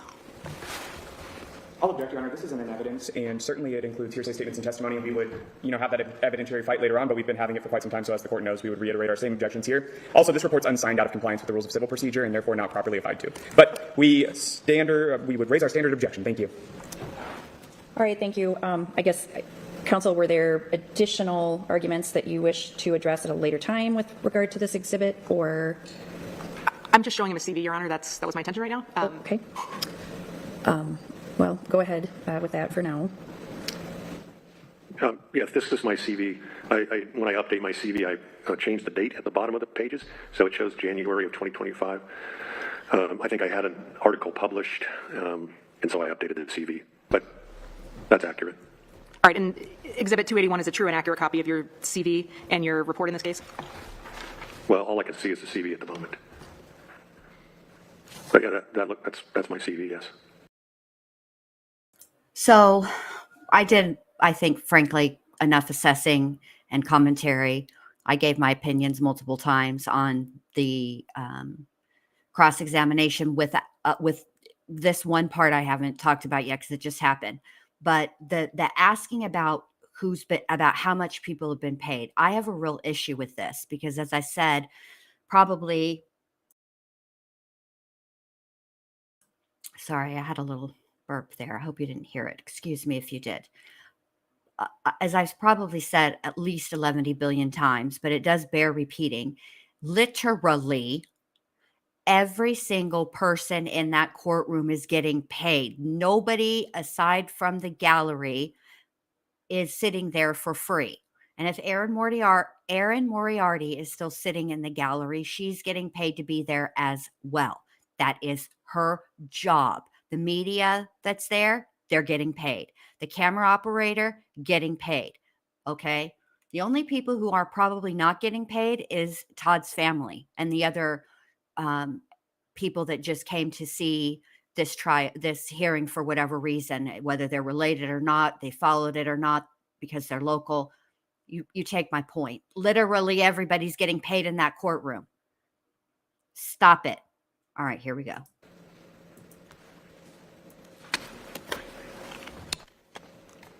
Let me know when you've had a chance to determine whether this is a true and accurate copy of your report.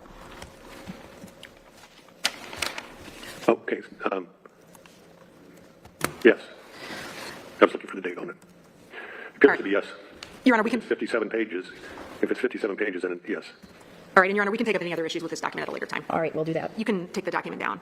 You were asked some questions about medical issues in this case. Did you review reports from a forensic pathologist and a biomechanical engineer related to the Mullis case, Mr. Saffre? I forgot one point that I also wanted to make that I think is important. There's a difference between dying at the hospital and being pronounced DOA, dead on arrival. They might use it. That's probably an antiquated term. It's just a term that I'm familiar with. They worked on her for an hour. But I also need to put this in there just for transparency purposes, and so that you guys will have all the information and then can make an informed opinion. Amy also worked at that hospital. So is it possible that they worked a little extra on her because of that? Yeah, it's possible. But it's also possible that there were signs of life and they did think they could bring her back and they just couldn't. Though both things can be possible. But at the end of the day, also what would be noted would be in the paramedics notes as well. Like she was unresponsive. Okay, that can mean a lot of things, and it means different things when you're a medical professional versus a regular person. Okay, and if Todd was asked on the 911 call, is she conscious? And he said no, right? It's possible to be unconscious and not breathing, right? That happens. I mean, there's some variables in here that I think would be important to know, but would be better left to present as if we were in a retrial situation. I did. And do you defer to the expert opinions of those experts in their respective fields? I do. And do you, when you indicate that you are not able to determine sort of when you are not able to determine exactly how events might have transpired here, do you intend to offer an opinion about whether a biomechanical engineer could offer opinions about that topic? No, I don't. I mean, are you disputing any of the opinions of pathology and biomechanical experts in this case? No, I'm not. You were asked some questions about the rake and some of the things that occurred after Ms. Mullis was found in this case. Was Mr. Mullis removing the rake from Ms. Mullis, was that an attempt, is that behavior that's consistent with staging a scene? No. Why not? Again, the purpose of staging is to create a scene that law enforcement can attend, the investigators can attend, and then see the scene and make their assessments on the adulterated, changed scene. Because again, you're trying to create a new motive for the crime, and then that's what you want. That's what you want law enforcement to see. So you don't create it and then destroy it. And everything that I saw is consistent with him rendering aid. It's consistent in their statements as well with him rendering aid. If there, you know what? It just occurred to me when I spoke earlier about what is seen is equally as important as what is not seen. When I'm thinking back to the searches, the Google searches, you know what wasn't talked about? And if it was, I don't recall, but it doesn't appear that the Mullis family watched any like true crime stuff, like Law and Order, Special Victims Unit, or just regular Law and Order, or anything in that genre. And if you were planning to murder somebody and stage it to appear as an accident, which is what the state had alleged during Todd's original trial, and you're a farmer, for example, I would think that Googling that type of stuff would be something you might do. You could also, if you really wanted to just let's get into it, at the end of the day, Amy is a nurse, right? So there could have been reason, if there were any searches related to injuries, etc., right? You, as the offender, right, the perpetrator of this crime, could easily explain that away as Amy is a nurse and she was looking stuff up. But that didn't happen in this case. Just food for thought, just things that I'm thinking currently listening to this testimony. Welcome to just a little glimpse inside my brain. Don't linger. It's very messy up there and cluttered, and you won't understand my filing system. You just need a glimpse. You don't need to see all the things, All right, here we go. There is testimony in this case that Mr. Mullis's daughter, who was a minor, saw the corn rake in the shed near the time that Ms. Mullis suffered her injuries. Would that change your opinion that Todd Mullis was the only person to reference seeing the rake in that area? Objection leading. Overruled. Yes, I knew that the kids played in the shed, and Tristan suggested at one point that maybe they had moved the rake, but I don't think anybody knew where the rake was. It was never identified in a particular location, except I think Todd said a couple weeks prior, he put it against the shed door. And are Todd's statements about where he left the rake, are those consistent with someone staging the scene, as you've testified about? Objection. Vouching and improper testimony for or through prejudice. Sustained. You know, I didn't ask you your opinion about how. Okay, well, there you have it, folks. It evidently the location of the rake was leaned up against the shed doors. We don't know anything more specific than that. Not at this point anyway. Does it come up? I don't know. Let's keep going. How you would evaluate the cause of Ms. Mullis's death, but the state did. So I'll ask you, I mean, did you reach a conclusion about what the likely cause of Ms. Mullis's death was? Objection. Improper opinion testimony. He can't come to a pathological diagnosis, Your Honor. They opened the door to this, Your Honor. Did you want to respond to that, Mr. Sure. Rudin? We didn't have a report. We didn't ask for his report to provide us an ultimate testimonial determination. Ultimately, the question was, isn't the basis of your report in the ultimate conclusion for you to decide whether or not this was a homicide or an accident? That's what's cited at 56 and 57. When he was coming to a determination, he said he couldn't speak to a manner of death specifically because he's not to undermine pathological opinions or the medical opinions here. Simply put, that's the basis of that testimony was to object on the basis of that he is not an expert who can provide that and render an opinion. I mean, I guess, Ms. Thompson, that's how I understood the witness's answer as well. If you understood or believe something differently, you may respond, but otherwise the objection sustained. Call Me Sadie says, I don't want to be in my own brain. I certainly won't go to anyone else's. I'm frequently in other people's brains because I'm trying to understand what's going on here. So relative to true crime cases, I'm frequently trying to get into other people's brains.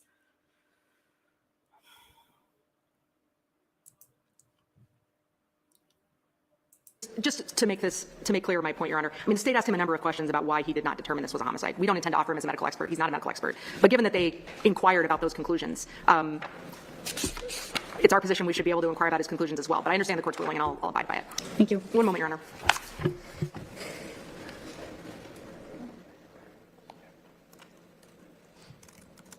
But Call Me Sadie, I do agree. I don't really want to be in my brain. That's why I'd be spending all my time trying to figure out why other people do what they do as it pertains to true crime. That's it. That's all. I don't I do frequently people watch. That's true. It is a pastime of mine, but I don't necessarily try to figure them out. I just watch. Like when we're at Walmart or something like that out in the public. I'm not like a, let me just leave it there.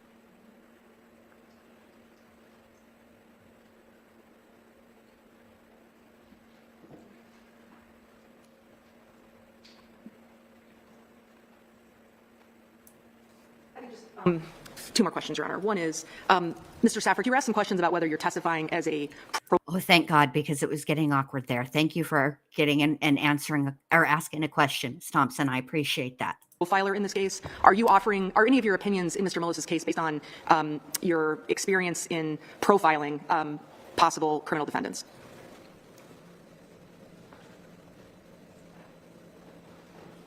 Your Honor, I don't know if the witness was able to hear me. It might have been because my mic was off. I apologize. Let me just read. Mr. Saffre, I assume you could not hear my question. I apologize. I think my mic was off. So let me restate. I didn't hear it. Apologies. Let me restate that question. You were asked some questions on cross about whether the opinions you were providing in this case were based on your experience as a profiler. And my question for you is, are any of the opinions that you're offering about the Mullis investigation opinions you're offering in the context of being able to profile potential criminal defendants?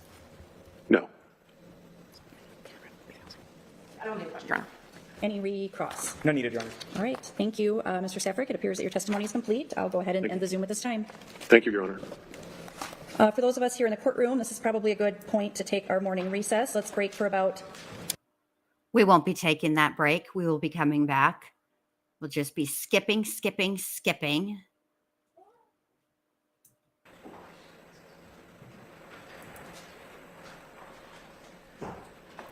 You guys are going to get me in trouble with these links here. I'm serious. You know how YouTube is? You guys are going to get me in trouble.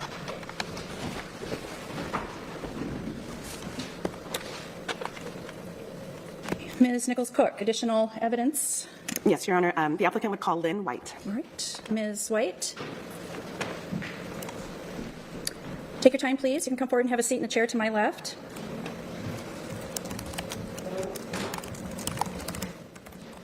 No chair. Yep, go ahead. Oh, our chair disappeared. Well, that's interesting. We can grab one from over here. Thank you. No, Patricia, it's a literal, actual website. They have commercials and everything. Or they did. I don't know if they do anymore. I haven't watched regular TV in a long time. Yes. You can turn that microphone on in front of you there. There's a button in the bottom center. And then feel free to adjust the chair and the microphone so that you can sit comfortably. Yep, okay.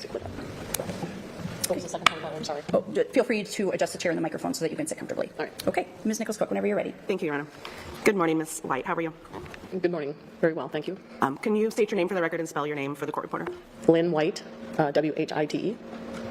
And Ms. White, how do you know? If I'm not mistaken, this the Lynn White on the stand currently, I need to stop talking. The witness that's testifying currently, Lynn White, is Todd Mullis' sister, if I'm not mistaken. We're about to find out. So there was really literally no reason for me to pause right there. Here we go. Oh, Todd Mullis. I am his older sister, And where do you currently live? Dubuque County. Did you grow up here in Delaware County? Yes, I did. And what do you do for work? Currently, I am a office manager for a construction company. How long have you been there? 14 years. Prior to that, what did you do?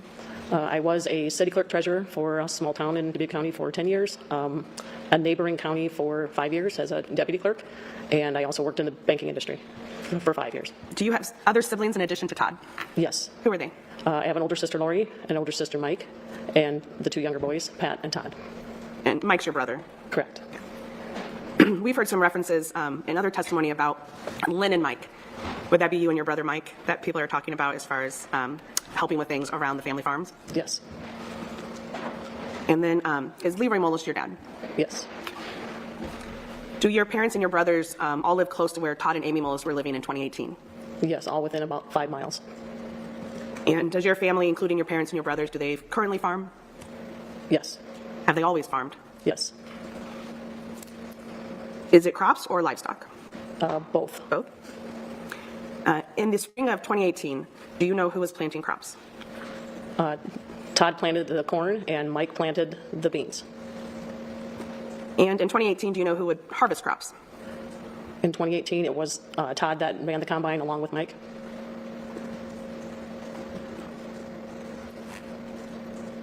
Can you tell us about your relationship with Todd's wife, Amy?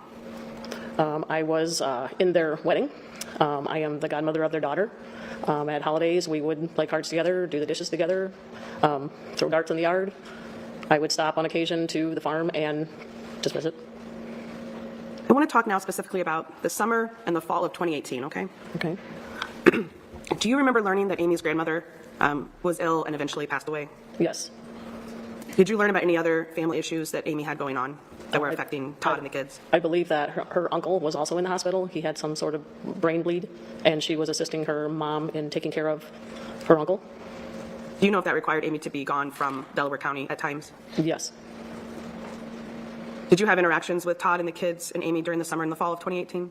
Yeah, I would see them on occasion, yes. Did you have any concerns about Todd and Amy's relationship? None. I want to talk now specifically about November 10th, 2018. Do you remember what you were doing that day? I was babysitting my 2 grandsons. Did you get a call that day about Amy? Yes. Can you tell us what you did after you got that call?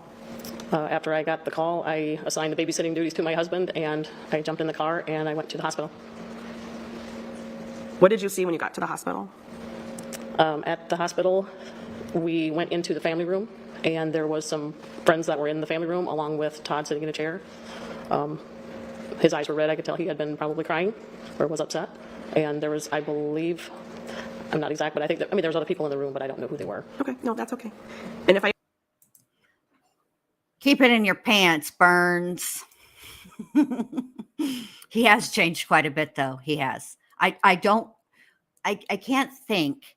Doesn't mean hasn't happened before, but I just cannot recall off the top of my head where being held in jail prior to trial and then subsequently being in prison, somebody has actually improved their physique. But Todd has done it. Congratulations to Todd for not skipping. He's definitely bench pressing, so he's definitely doing arm day faux show.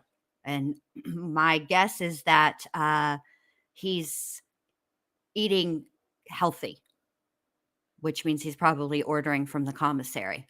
I suspect if we went to his prison cell, we would not find 11 billion packets of ramen, nor would we find bags of Jolly Ranchers. Ain't that right, Tasha Lynn? All right, here we go. If I ever ask a question that you're not sure about, please ask me to ask it again. While you were in the waiting room, did you learn that Amy passed away? They had come and asked Todd to go back to the emergency room where she was at, and when he came back, they said she had passed away. At this point in time, what was your understanding of what had happened to Amy? There was a farm accident at the farm, something with the red shed. Did you help Todd with the logistics and the arrangements for Amy after that point? Yes. This is why you have been missed, Vincent's missing ear. I got a brand new carbine harvester. She's got a brand new key. I think that we should get together. Oh, let me keep going. Did you help him make the funeral arrangements? Yes, I went along with her mom and stepdad, and Taylor, I believe, also went along to help, and we made the funeral arrangements in Manchester.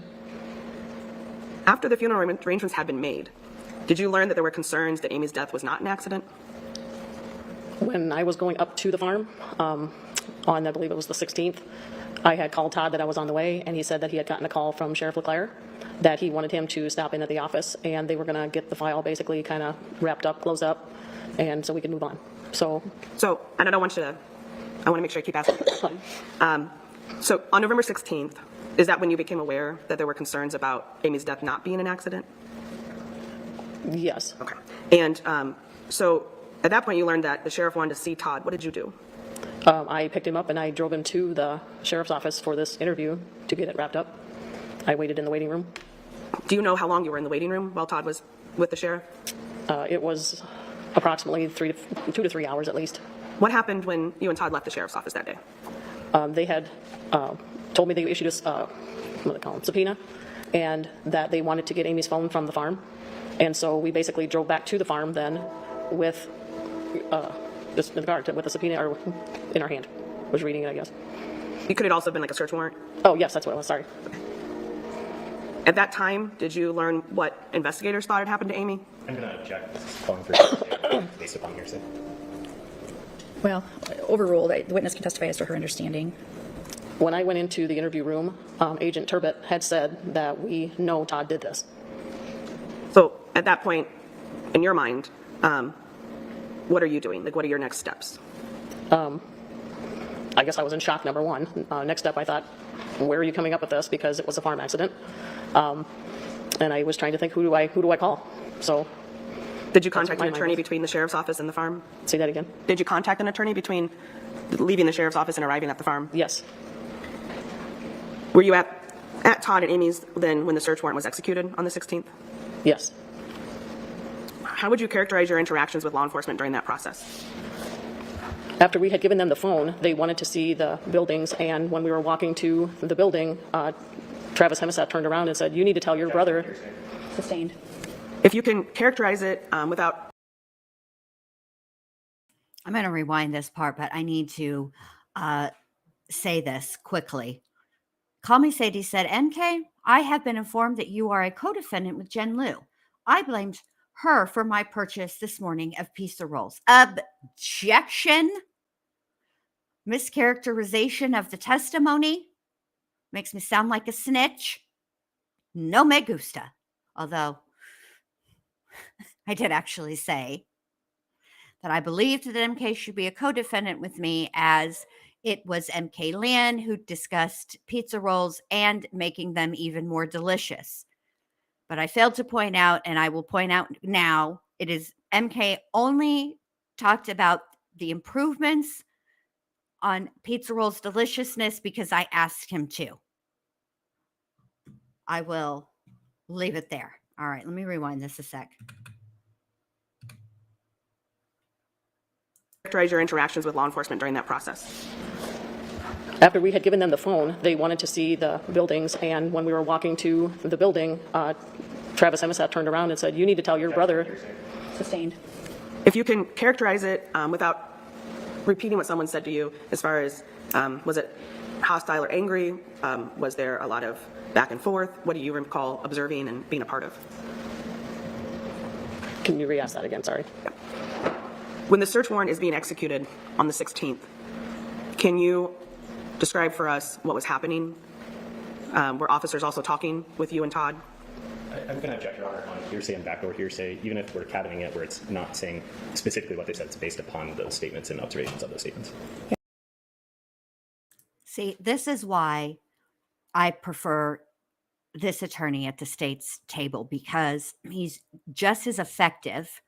He's to the point. He's quick with an objection, yet the spice and the snark is not overwhelming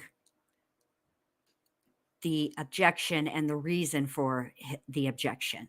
See, Mr. Duden, please take notes. You're doing a good job. It's just that your snark and your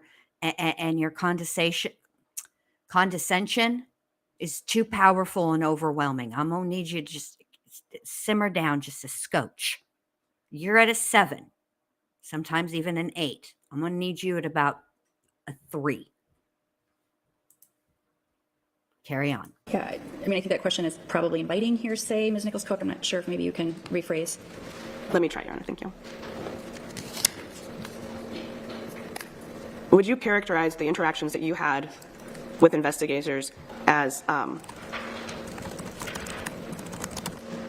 being aggressive towards you? Same objection, Your Honor. Overruled. You can answer. Yes. After the search warrant was executed, did you help Todd make any adjustments to the funeral arrangements for Amy? Yes. We spoke with Bob Sabers, and we just plain asked him, do we want to wait on getting the cremation process delayed if there's going to be issues? I'd like to show the witness exhibit 310, just the first page.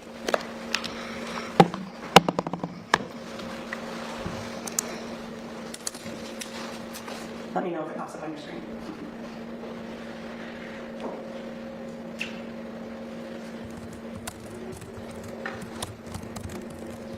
It's not popping up for some reason. Just a second here, counsel.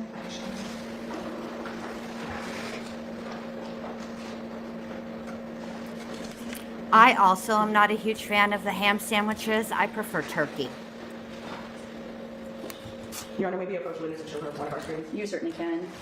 It's not acting like it's connected at all, so I'm not sure what the issue is. Ms. White, do you recognize that document? Yes. Can you tell us what it is? It was the letter that was drafted to the by Leonard Funeral Home in order to have them delay the cremation. I object on hearsay on this letter. The letter's not in evidence, and it's signed by Mr. Mullis, so it's hearsay. Okay. The objection's overruled. The answer will remain in the record. And you had not offered it yet, correct, Ms. Nichols-Cook? Right. Ms. White, did you help Todd write this letter? We talked to the funeral home, and the funeral home director is the one that wrote it. And did you? I was on the phone call. I was on the phone call with the funeral director at the time, yes. Did you type up this letter? I don't remember. Have you seen this letter before today? Yes. And is what you've seen today a true and accurate representation of the letter that you helped Todd prepare for the funeral home? Yes. Okay. At this point, we would move page 1 of 310 into evidence. Mr. Bakke? With the caveat we're just talking about page 1, I have no objection on foundation, but I would object on the same hearsay grounds that it's signed by Mr. Mullis.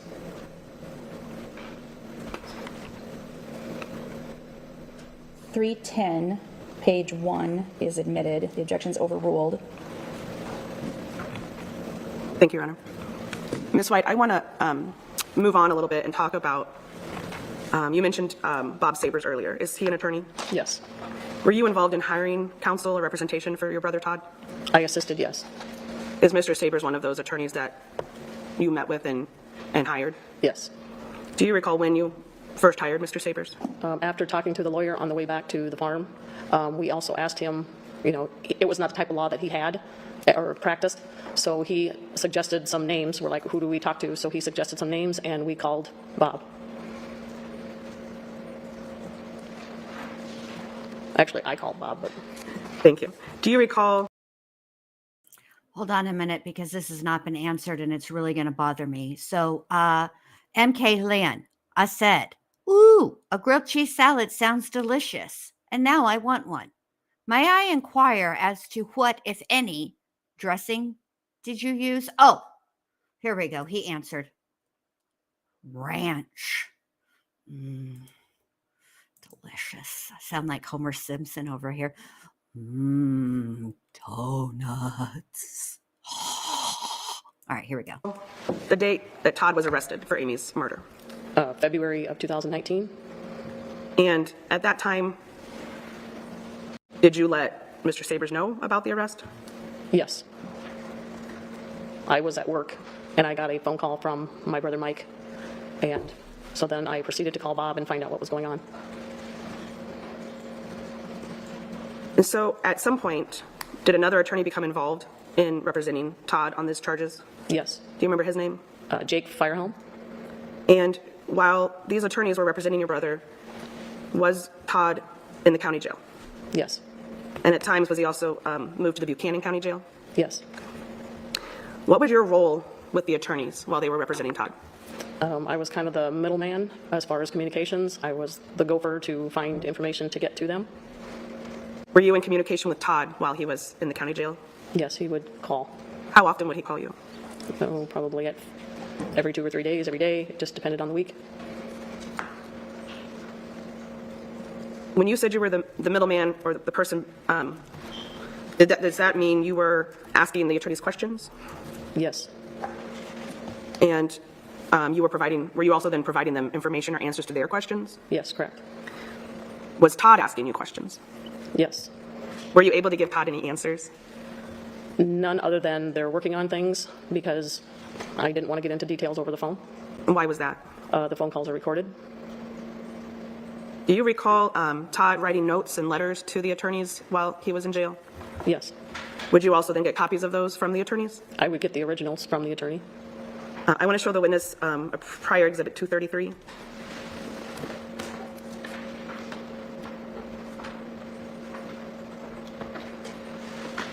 Oh, it came up. It popped up now. Thank you. Ms. White, this exhibit has several pages, but looking at the first page, do you recognize it? Yes, it's one of Todd's letters. And we can scroll slowly for you. Does this appear to be a continuation of Todd's writing? Yes. Okay. What about this page? Yes. And the next one? Yes. And the next one?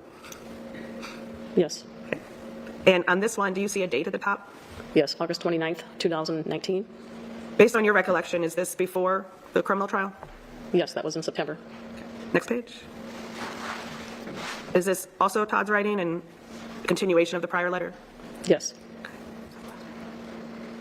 I just wanted to see if they show the letter. I believe the letter that they are referencing is the letter that they were talking to Mr. Jake, the original trial attorney in Todd Mullis' criminal trial.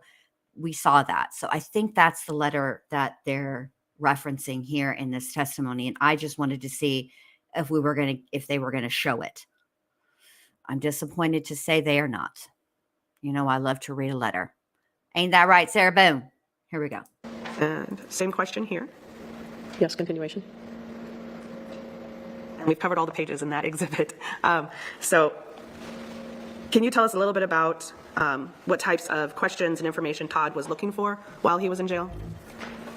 Well, he kept asking if we were going to have the scene recreated, if we could possibly get experts on what they were looking for. I'm going to object on hearsay grounds for the opponent to himself. Overruled. You may continue with your answer. Can you repeat the question, please? Yeah, I'll ask you another question.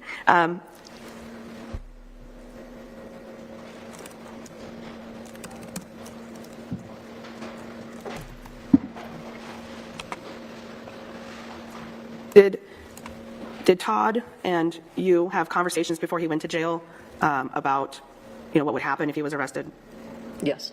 And did you get kind of chosen to help, be a voice for him? Yes. And so when Todd would communicate with you, either via letter or phone calls, would you take concerns that he had to the attorneys? Objection leading. Overruled. Yes. I would call them and just call them like every day. What's going on? What are we doing? And did you also send them emails? Yes. At any point, did they start sending you updates about the case and what was happening? They would send phrases along saying we're working on things and just tell me they're working on things. I mean, What was your understanding of what that meant? We're working on things. Objection. It's based on hearsay and vague. Sustained.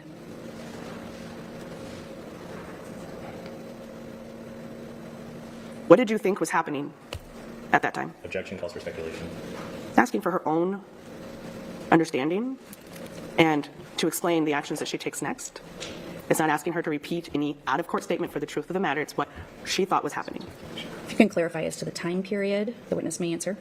Ms. White, during the time after Todd's arrest, before his trial, when you would have conversations with the attorneys and they told you they were working on things, what did you think was happening? I'm going to object again on hearsay and speculation. Overruled. well, they shared things with me, and in sharing things with me, I would ask them what's being done about materials they had shared with me. If they were working on things, we kept telling them too, it's an accident. What are you finding out? Are you going to recreate this? What are you doing? Okay. And you said they were sharing things with you. What types of things were you getting? I got just about everything. Medical examiner reports, her medical records. I got police reports. I got the Celebrate information. That's what I can recall right now. And I know earlier I briefly asked about your work history, but to clarify, that didn't include any investigative training or experience? No. Any cell phone, Celebrate No. type of experience? Do you remember talking with anyone else besides the attorneys directly during this process, during this time period of leading up to trial that worked with the attorneys? Yes. I Like that talked to the secretary for Jake Firehelm, and the two of us collaborated on a lot of the issues that we had in front of us. I would do things on the Celebrate. I would work up reports and figure out how to get everything in line, and then I would call Christy and ask her if she saw the same thing, and told her basically, she's like, how did you get that? So then I went through the steps on pulling up the Celebrate information and told her how to basically connect everything together, and then she would let me know that she was going to show this to the attorney Jake and share it with Bob. Did you ask her if they had an expert to review the I digital? told her, I asked her, I said, we need somebody to look at all this. We need a computer guy to do this. But when she asked, well, how did you get that report? I would explain to her and tell her in detail how I come up with the report I had. I'm sorry, I didn't hear your objection. Hearsay. Overruled. The answer will remain in the record. To your knowledge, as the person who was representing your family with these attorneys, did either attorney ever consult or hire an expert to review the evidence that you were getting copies of? We asked several times, but I was not informed anybody was hired, and I kept inquiring, who do we have? In the weeks leading up to the trial, did the attorneys ask you or the family for any information or assistance? Yes, we provided them with drone footage of the farm a few days before the trial. We provided them with pictures of the barns, the area where Todd was working at.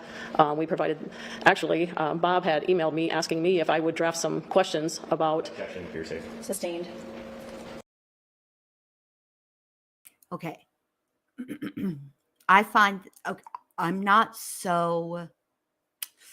I'm not moving off of my original assessment about ineffective assistance of counsel. However, I will say that this is not atypical. Family members, loved ones frequently assist in defending, helping the attorney prepare a defense. I will say, though, that if Lynn was able to connect dots with the Cellbrite reports, Google searches, etc., which came from Cellbrite, but you take my meaning. I think that the original trial counsel should have taken that more seriously and looked into having a digital forensic expert, if nothing else, also look over it to see if they also agreed that those dots were connected, because those Google searches specifically were so damning. And I do think they should have done that. I wish they would have done that, but they didn't. So here we are. Okay. So was this the first time they'd asked you to do things to help with their Not the representation? first time. I offered, what can we do? How can we help? What do we need to do to help in the accident, to get information out to show? Hey, Big Frank, good to see ya. And then did you write questions for witnesses Yes. and provide those to the attorneys? Yes, since the attorneys didn't have a background on some of the people on the deposition list, they just said, can you give us a little background on these people and maybe draft some questions as to what to ask them in the deposition? Had you ever hired and worked with attorneys before? Hired, I've got a tax attorney. Other than that, through my work at the city, we had a city attorney. At my job now, we have attorneys there. I don't hire them, but I For a work with personal them. matter, for a family matter like this? Not for a family matter like this, no. Did you have concerns that you... Hold the phone. Back the milk truck up. I would hardly classify this as a family matter. The fact of the matter is, or as everybody's favorite Prince, No Sweat Andy says, the fat of the fatter. I would hardly classify this as a family matter. What I would classify this is as a criminal. Did you ever have to hire an attorney for criminal charges? Because that's exactly what this is. So most people don't have to hire criminal attorneys. You brought up to the attorneys before trial?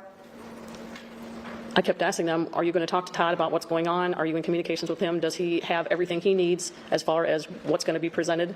Several times we talked. What was your impression after phone calls with Todd about whether he had information about what the attorneys were doing? I'm going to object that this is based on hearsay or backdoor hearsay. Sustained. Ooh, backdoor hearsay. That's fancy. Let me say one thing that I have not heard being elicited from this witness, and I'm wondering if it's going to come up, but we need specifics, okay? We need not generalizations, okay? Did you, about a plan? We need to know the crux of this is that Todd, according to his ineffective assistance claim, wanted and pressed his attorneys for a specific defense, that this was an accident. That's the path that he wanted his attorneys to go down. So I need this attorney to get into specifics. Did you, Lynn, specifically speak to Todd's attorneys about investigating this and presenting what happened at trial as an accident? That's important, because otherwise you're going to come down to a difference in opinions about the way that this case should have been presented to the jury. It needs to be specific. It needs to be testimony that there was conflict or concern and they were voiced all the way through. And the judge is going to take into consideration that this witness and Todd has no experience dealing with a criminal attorney, specifically planning, a trial, defending themselves, et cetera, et cetera. They don't have prior experience with this. They don't work in the field, yada, yada, yada, whatever. But that is why you hire an attorney. It's also why you hire other professionals in other fields. For example, You hire a contractor, right? You don't, if you want to build a swimming pool, you hire a contractor to build the swimming pool. You don't go out there in your backyard with a shovel and just start digging a hole. I mean, I suppose you could, but most people don't, because you want it done correctly by experts. So you would rely on your attorney's expertise in preparing for this trial. I need just a moment, Your Honor. Sure.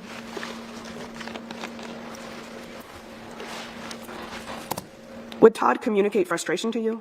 Yes. Same objection. I'm not asking for a statement. It can't be hearsay if it's not a statement. So I would, Overruled. The Thank answer will you. remain in the record.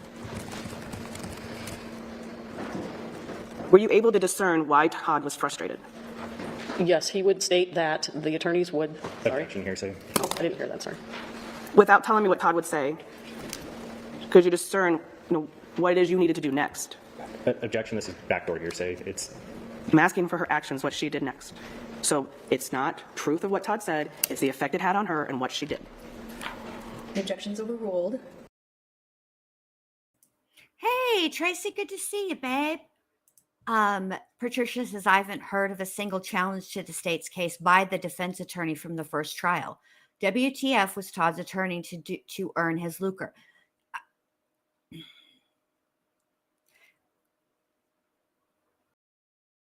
I mean, he didn't, and that's the truth. But this is where it gets dicey, okay?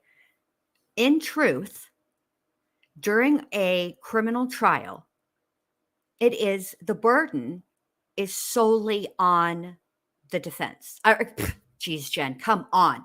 During a criminal trial, the burden is solely on the state. The defense doesn't actually is not required, or they don't have to put on a case at all. But when you put the defendant themselves on as a witness, to testify in their own defense, in a way you are somewhat presenting a case. So you're not required to present a case, but if you put the witness on the stand, in a way you are presenting a case. And at the bare minimum, you would at least want to have outside witness testimony that corroborates what your client is saying. And he didn't do that even.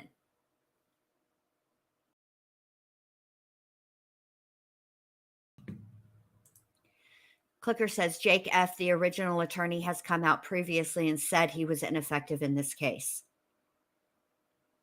Interesting, Clicker, because I don't recall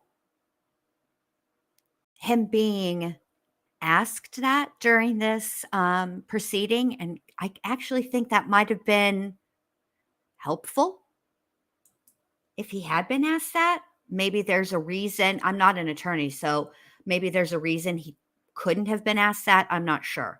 All right, but let's keep going. Ms. White, just be careful to talk about what your actions were and not what statements were made to you, okay? Okay. All right, you may proceed. The actions that were taken was to get a hold of the attorneys and see what was going on. So you were asking more questions? Yes. And would you also send them emails? Yes. Did they ever ask you to review pleadings before they filed them? Yes, they would send me drafts, and I would help them with some grammar and punctuation, that type of thing, yes. Prior to trial, did you ever learn that the attorneys were not going to pursue an accident theory? No.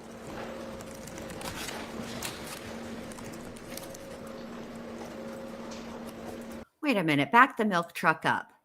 Why would you ask the family or a member of the family to assist in grammar and spell check and punctuation? Well, she didn't say spell check, so let me object to my own mischaracterization of the testimony. Why would you ask a member of the family to proofread a pleading for grammar and punctuation? Was there some type of deal worked out with the attorney that if Lynn assisted in some capacity that the cost would go down? Is that what was happening here? Because I'm kind of confused. Did you attend the criminal trial? Yes, every day. Were you present in the courtroom during the defense opening statement? Objection, relevance. Overruled. You can answer. So, yes, I was. What was your reaction to the opening statement? Objection, relevance. Overruled. Shock and dismay, wondering where it came from. During the trial, did you attempt to speak with the attorneys? Yes. Did you ask them questions? Yes. Did that include wanting to know what the plan was for the trial? Yes. If you had been informed before the beginning of the trial that counsel was going to concede Amy's death was a homicide, would you have done anything?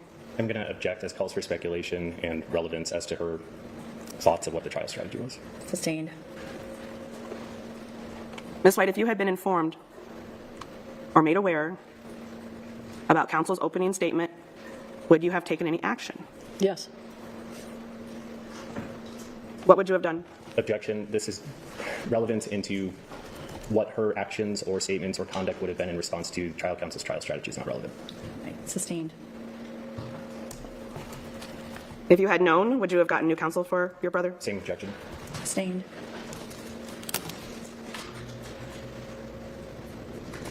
Were you ever consulted about conceding homicide? Same objection. Overruled. No. To your knowledge, was Todd ever consulted? Objection. There's no foundation that she was aware of every conversation between trial counsel and relevance, even if there was. Overruled. I was not aware of any communications on that, no. Do you recall talking with Todd after he testified at his trial? Yes, he called us on the way home, I believe.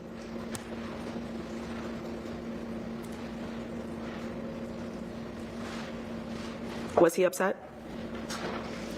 Yes. Were you upset? Correct. At that time, in 2019, did you think Amy's death was an accident? Say that one more time. At the time of the trial in 2019, did you think Amy's death was an accident? Yes. Have you learned anything that's ever changed No. your mind?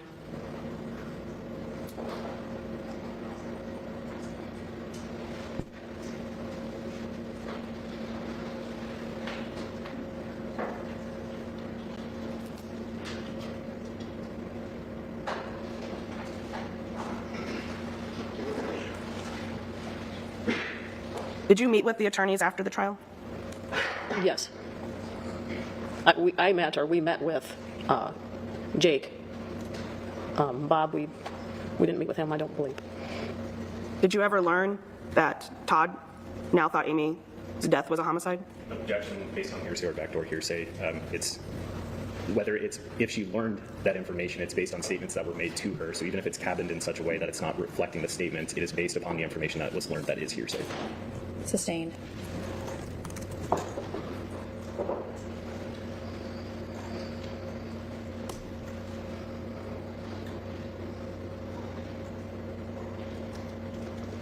Ms. White, has your brother always maintained his innocence to you? Yes.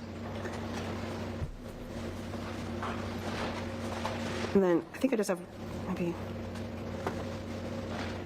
one thing I forgot to ask you in the beginning. Do you recognize this glass fixture that I'm holding up? Yes. Can you tell me what it is? It's a light cover that they use in the hog buildings to go over the light bulbs.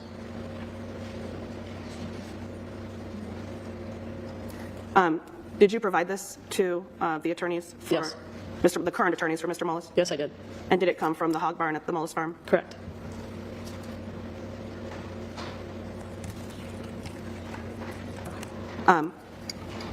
Your Honor, at this point, we would move to move Exhibit 275 in. Any objection? Not on foundation, just on relevance. 275 is admitted. Your Honor, I know it's noon, and I need to queue up perhaps my last exhibit. So if the court could give me a minute, or if the court wants us to come back after lunch, I'm fine either way. I just... We can keep going, I think, if it makes sense to finish up your direct.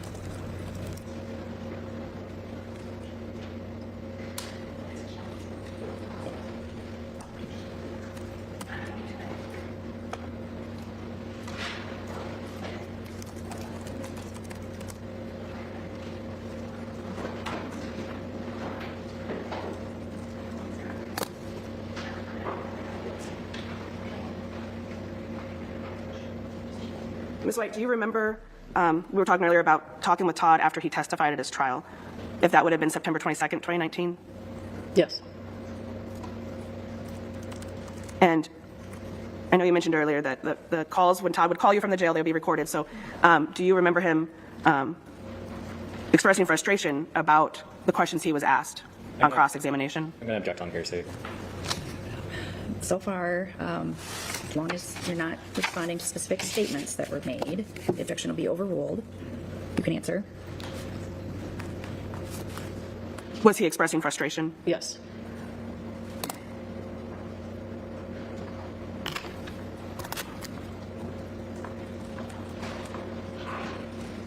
And Your Honor, I would like to play this call that we're talking about. I believe it's a prior consistent statement of Mr. Mullis, and so it would satisfy an exception to any hearsay objection to aid Ms. White in her testimony. And I anticipate I know which jail call this is, Your Honor, and I would object that this is not a prior consistent statement that was made under oath at a prior court proceeding. This is simply a jail call between Mr. Mullis and his family member. It falls directly within hearsay. Mr. Mullis, of course, could have testified about his own recollections, but he can't testify through another witness. Which exhibit is this?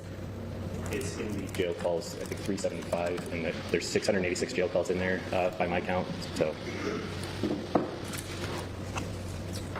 Ms. Nichols-Cook, I guess as far as the issue of it being an exception or not, any further record you wish to make on that? Yes, Your Honor, I think that there was a lot of cross questions about Todd's testimony at trial and whether he conceded it was a homicide in his testimony.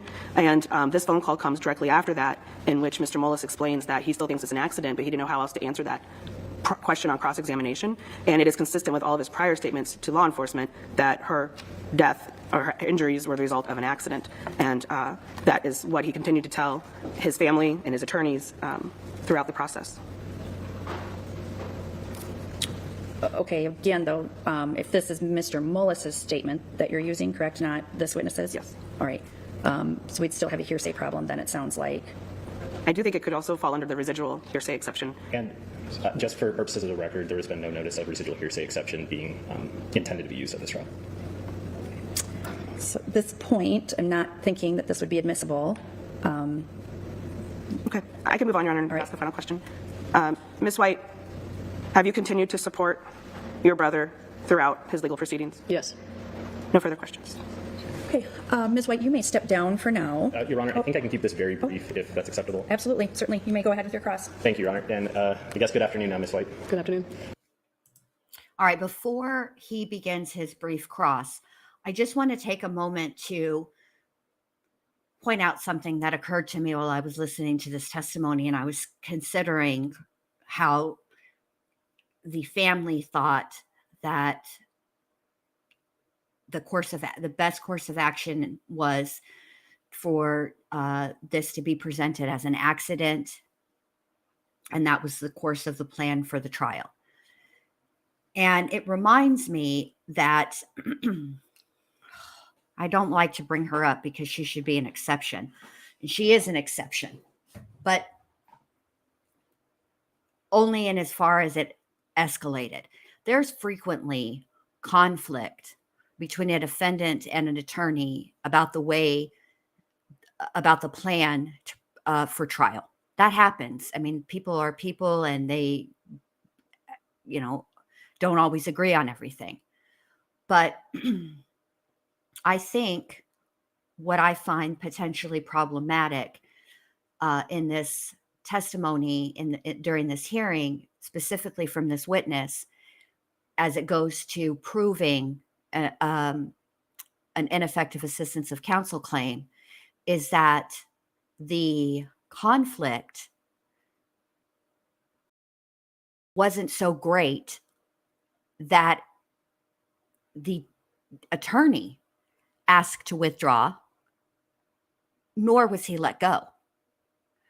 And we watched with Sarah Boone, and bear in mind that Sarah Boone is an extreme case, but it got to the point between Sarah Boone and her attorneys where the conflict became so great that it was an irreconcilable difference between them, and they wanted off the case. And to me, I'm curious what exactly the level of conflict was here, and what is it that the family understood? Like, are they going to introduce into the record, in their brief, maybe, other evidence, communications between the family and Jake, that is them saying, listen, it doesn't feel like you're pursuing this as an accident, and that you plan to present the accident theory at trial. It, I don't, is there evidence of that? That's where the hurdle is going to come in. If they, is there communication that says between the family and Jake, why aren't you? Or mainly, what I'd like to see is some type of communication between Jake and the family, where he specifically says, we're pursuing this as an accident, and then boom, we get to the trial, and all of a sudden it becomes a murder. I think that's what's missing, for me anyway. And I kind of think it might be, like I said, I do feel that the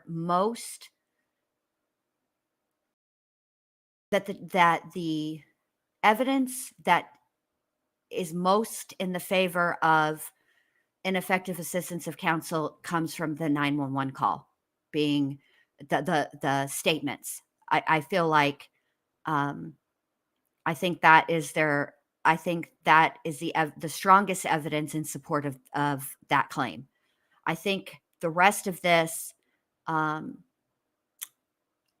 evidence, specifically the forensic pathologist that testified for Todd and the biomechanical engineer that testified for Todd, I think their testimony leans more towards his actual innocence claim than it does ineffective assistance of counsel. That's just my opinion. I do agree that Jake was ineffective, and there were many things that he could have and should have done. But the burden of proof in this case, in every case, is objectionable, reasonable competency. And I think that a lot of this testimony goes more to, he presented the best case for his client. He believed that presenting the case that he did, the way that he did, meaning an alternate suspect, was the best course of action, not to pursue the accident theory. And that is going to come down to, they hired him, which means that they were relying on his expertise in this matter. And unfortunately, it wasn't successful. But I think their strongest their strongest evidence towards the claim of ineffective assistance of counsel is that 911 call situation on cross. All right, here we go. It's just so we're all clear, you are Todd's sister, right? Yes. And it's fair to say you love your brother. Yes. You care very deeply about him. Yes. And that you did everything you could in your power to assist him with his defense. To keep communications between him and the lawyers, and just to keep the ball rolling, yes. And you still believe in his innocence and want to see him be successful in this action. Is that fair? He is innocent. You were asked a couple of questions about helping review pleadings. Do you remember that? Yes. Would an example of that be, so there was a bond issue, I believe. Were you asked to review specifics about how much land Todd owned, for example? I had to give background on that, yes. So that would be an example of the specifics you were providing to the attorneys to put into the pleadings? Just a small portion. You were also aware, or are you aware generally? So this is a good question to clarify, because the way that she was asked the question and then she answered was that she helped, but she wasn't, but it seemed like what she testified to, like grammar and punctuation. And the fact of the matter is, this would not be something uncommon. If they were drafting to try a pleading in an attempt to get Todd bond, and they were willing to put up the land that was owned, yes, it would be correct to run that by either Todd or his sister to be able to, or somebody else in the family with knowledge of that, to be specific about exactly how much land was owned. That's not uncommon, and there's nothing like out of the ordinary or ineffective, for lack of a better word, on the part of the attorneys or attorney for asking those questions. That if an attorney talks to you, if you're not the client, that it would waive attorney-client privilege? On that, yes. So that would be an example of the specifics you were providing to the attorneys to put into the pleadings? Just a small portion. You were also aware, or are you aware generally, that if an attorney talks to you, if you're not the client, that it would waive attorney-client privilege? I was not aware of that. Are you aware of it now, generally? I did not know that, no. So Patricia says, if the state fails to prove that Todd swung that rake into his wife, Todd has a chance to walk here. Not here. It's actually, the state doesn't have, okay, so the burden in the appeals process completely shifts. The state actually doesn't have to prove anything here. It's all on Todd. Todd has to prove everything. The only thing that Todd would have to really, let me think about what I want to say before I say it.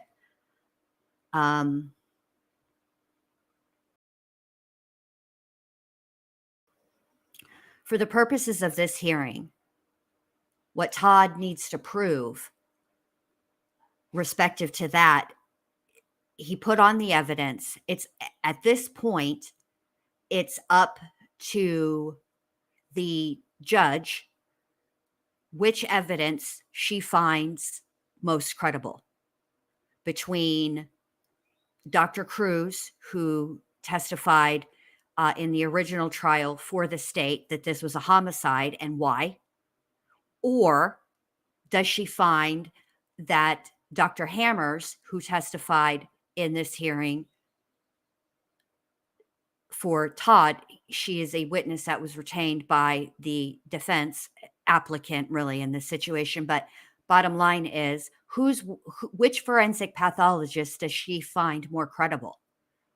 If she does find that Dr. Hammers is more credible than what all this judge can do.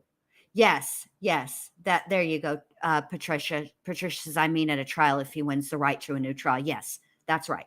So, yeah, if you're successful in getting a new trial at the conclusion of all of this in April, and the judge says, yeah, I think he should get a new trial, then the state would have to charge him again and retry him. And I do think if they put on Dr. Hammers and Dr. Nye, I think there is a lot of reasonable doubt there. I believe Todd had... Wait, but I also want to say this. I would imagine that if he's retried, that Dr. Hammers and Dr. Nye would be called as witnesses. I would also think that I don't think the state is going to rely solely on Dr. Cruz's testimony in a retrial. I think they would have their own expert. And I think it's also quite possible that they put the emergency room Dr. Thompson on the stand as well. All right, here we go. Permission with the attorneys, or told the attorneys that they should be talking to me as well, so that I could be his middleman on the outside, I guess you'd say, to help with communications and make sure that the process was functioning and moving along. Thank you. I have no further questions. Thank you. Any redirect? One question, Your Honor. Ms. White, did the attorneys ever give you any information about what their strategy was going to be to pass on to the family or to Mr. Mullis? Never. No further questions. Any recross? No, Your Honor, and just for the record, we would release Ms. White from our subpoena as well. And thank you. Thank you. Okay, thank you. Now you may sit down, Ms. White. Thank you. All right, let's go ahead and take our lunch break at this time. I think, counsel, based on our early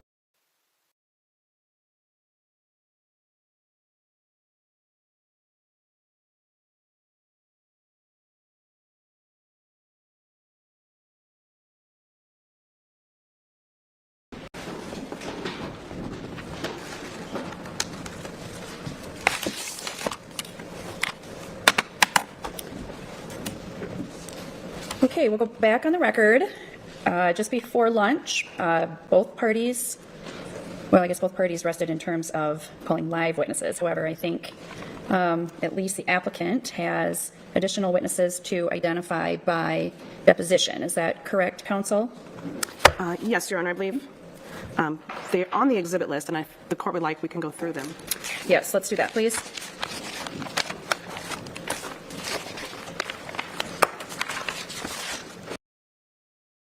I agree with what Patricia says. Patricia says if he gets a new trial, it would be a huge burden on the prosecution. In my opinion, it's fairly high profile. I think even if it wasn't, I actually think that, yes, it is fairly high profile. But I also think that the burden is extremely high on the state because of the experience and education that primarily the two expert witnesses that we've seen testify in this hearing have. I think that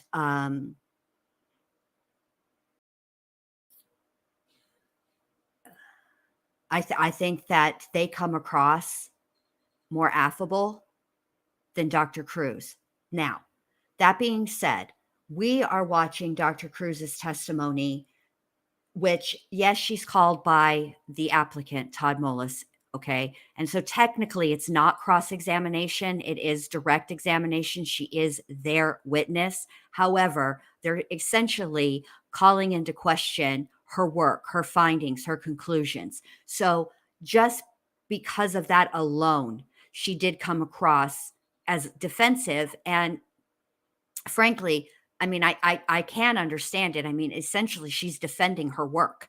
So, of course, she's going to come across as defensive, and she may come across better during a retrial where she is, given an opportunity by the state. Obviously, they would call her as the witness, and then she would be on direct examination, and she may come across better in that setting, right? But at the end of the day, when you hear her testimony, you just take what she says at face value without any of the background information, like that who she's testifying to, just the substance of her testimony. The other two witnesses, well, let me leave the other two. Let me not speak to Dr. Nye because that's not fair. But when you compare Dr.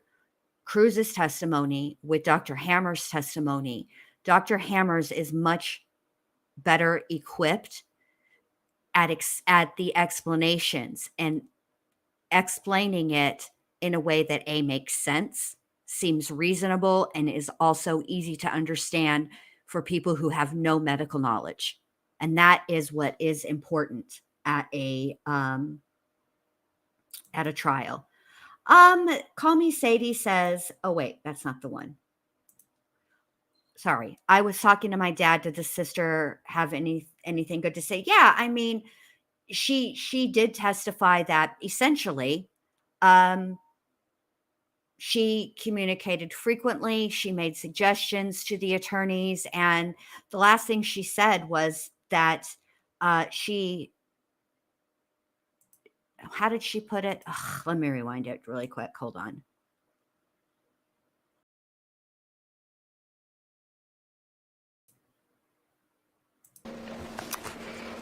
I need just a moment, Your Honor. Sure. We met with Jake. Bob, we didn't meet with him, I don't believe. Did you ever learn that Todd now thought Amy death was a homicide? Objection based on hearsay or backdoor hearsay. It's whether it's if she learned it. And then I think I just have maybe one thing I forgot to ask you in the beginning. Do you recognize this glass Oh my picture I'm gosh, holding up? no. Yes.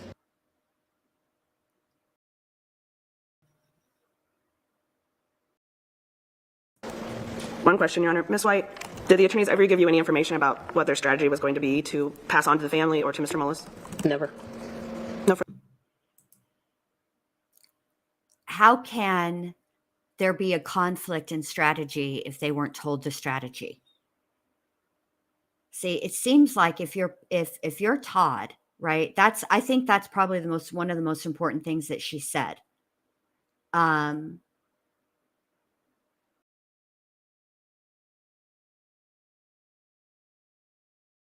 Oh, I will. I'm going to play it if you sent that link, Clicker.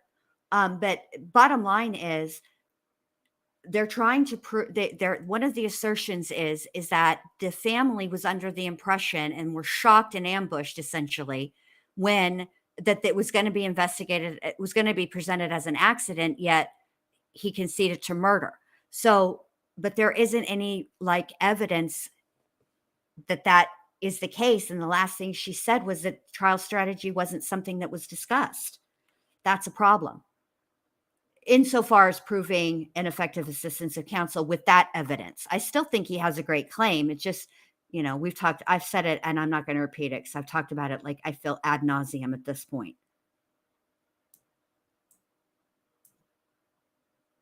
Okay. And then 316, 2024 deposition of Peggy Munson. This is all they're not putting anybody on, and we're not going to hear about it. They're talking about this jail call, though. I do want to hear that. We would still move to admit for the court's consideration just the September 22nd, 2019 phone call recording that is within that exhibit. It might be more as an offer of proof because of the objections that were made to its admission, and ask that it be admitted as an offer of proof.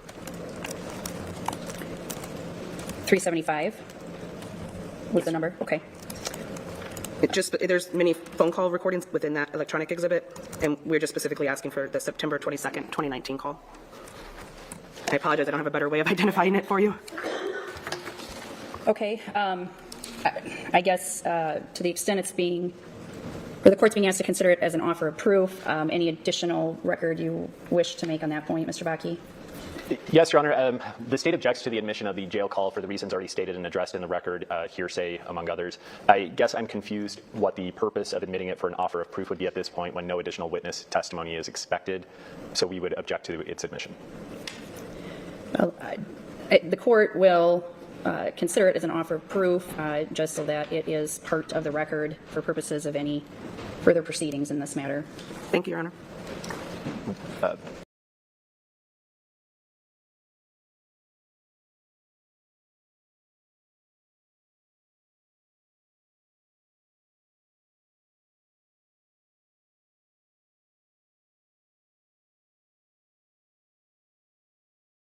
The legal issues in this matter. All of that is in the court file. I have access to it. I've reviewed it, familiar with it. And so I don't know that rehashing all of it again is useful for anybody or good use of your time at this point. So certainly to highlight the most critical pieces now that you know how the evidence has come in is fine. But to go much further than that I don't think is particularly helpful. So. Your Honor, at this point, I think my proposal, unfortunately, would be to ask for 30 days, in part because part of our team is out of the country later this month, and I just to make sure that we could get all of our thoughts together and complete that. I know 5 pages isn't that much, but April 4th is a Friday. Otherwise, March 31st would be exactly 4 weeks from today. I think we could probably. Your Honor, there is a major conference that I think a number of people on applicant's side are attending, that the first day of which is April 4th, and I have some professional responsibilities at that conference. I can't move, unfortunately. I don't know if it'd be possible to make this do the 8th instead.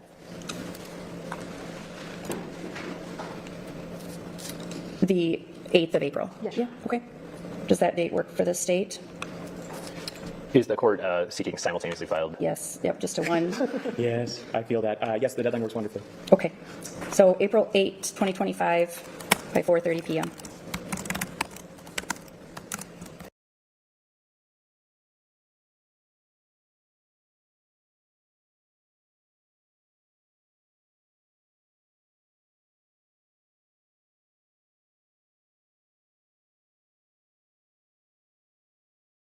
Have changed.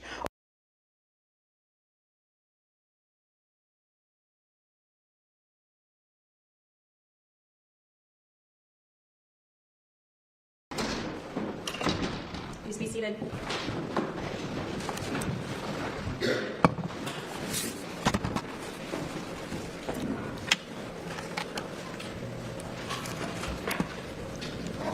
Okay, we'll go back on the record. Ms. Thompson, you ready to proceed? Thank you, Your Honor. Your Honor, Todd Mullis has spoken the truth in this case from day one. He said this was an accident. He asked his attorneys to investigate it as an accident. He gave multiple consistent interviews. He testified at trial. He testified at child guardianship proceedings that are part of the record below from his motion for a new trial. He filed this PCR, a verified PCR. He provided affidavits. His belief has been consistent and has never wavered that this is an accident, that he was in no way involved, and that he wanted his counsel to pursue that issue for him. That's different from other witnesses who testified at this proceeding and whose stories have changed over time. There's nothing that Todd Mullis could have said to this court that he hasn't said before. And that's why this post-conviction hearing has been about all of the evidence that should have been presented at trial to support what he's been saying all along. The court has pointed out that this is an evidentiary hearing, that all of the evidence this court is going to consider is not evidence this court heard in court during the last 6 days. Because as we just went through, the court will have depositions, the court will have documentary evidence, the court will have other evidence from the underlying record that wasn't part of what the court heard, specifically in testimony and at this hearing. But all of that together demonstrates that Todd Mullis' trial was fundamentally unfair, that the system broke down, that he did not receive the fair trial that he deserves. And that is the outcome that Mr. Mullis is asking this court to assist with now. This court really can't think about what Mr. Mullis' claims mean without thinking about what it is that actually happened at his trial. What happened at his trial was that everyone, his own counsel, the state, told this jury that Ms. Mullis' death was a murder. His own counsel agreed in opening statements that Ms. Mullis was murdered, and that belief was allowed to be presented to the jury with zero adversarial testing. I mean, this was the quote-unquote strategy that his counsel pursued at trial. Their strategy was, we're going to concede it's a murder. That's a strategy they reached on the fly, which we'll talk about in a second. And as Mr. Firehelm told this court when he testified here, Todd's going to explain it. Todd will explain all of the evidence, and that is the way that they provided counsel to him through this trial. Their strategy was Todd is going to explain the text messages. Todd is going to explain whether he knew about Ms. Mullis' affair with Mr. Frazier. Todd is going to explain the Google searches. Todd is going to explain the state of his marriage. Todd is going to explain what was happening in this argument between his wife and his mother. Todd's going to explain these hearsay statements from these witnesses. Todd is going to explain without any notice or understanding that he even needed to prepare to think about or testify about this 911 call and what he said and who was there and what he was thinking when he was frantically providing aid to his wife as she was dying. Todd's going to explain the state's circumstantial evidence that is meant to show that he was guilty. And that in effect became a trial where counsel is telling the jury, even though I told you in opening statements that Todd was wrong, believe him that he's not guilty. That is not a reasonable strategy. It's simply not a reasonable strategy, and it and all of the errors that combined cumulatively to deny him a fair trial, denied him a fair trial. There are two Sixth Amendment claims that Mr. Mullis has in this case, and they're different. We talked about these at summary judgment, but I want to talk briefly about them now. One is the Sixth Amendment claim that Todd has the right to be the master of his own defense, and we spent a lot of time on that claim at this hearing, hearing from various witnesses, and I know the court has the law on this that we provided at summary judgment.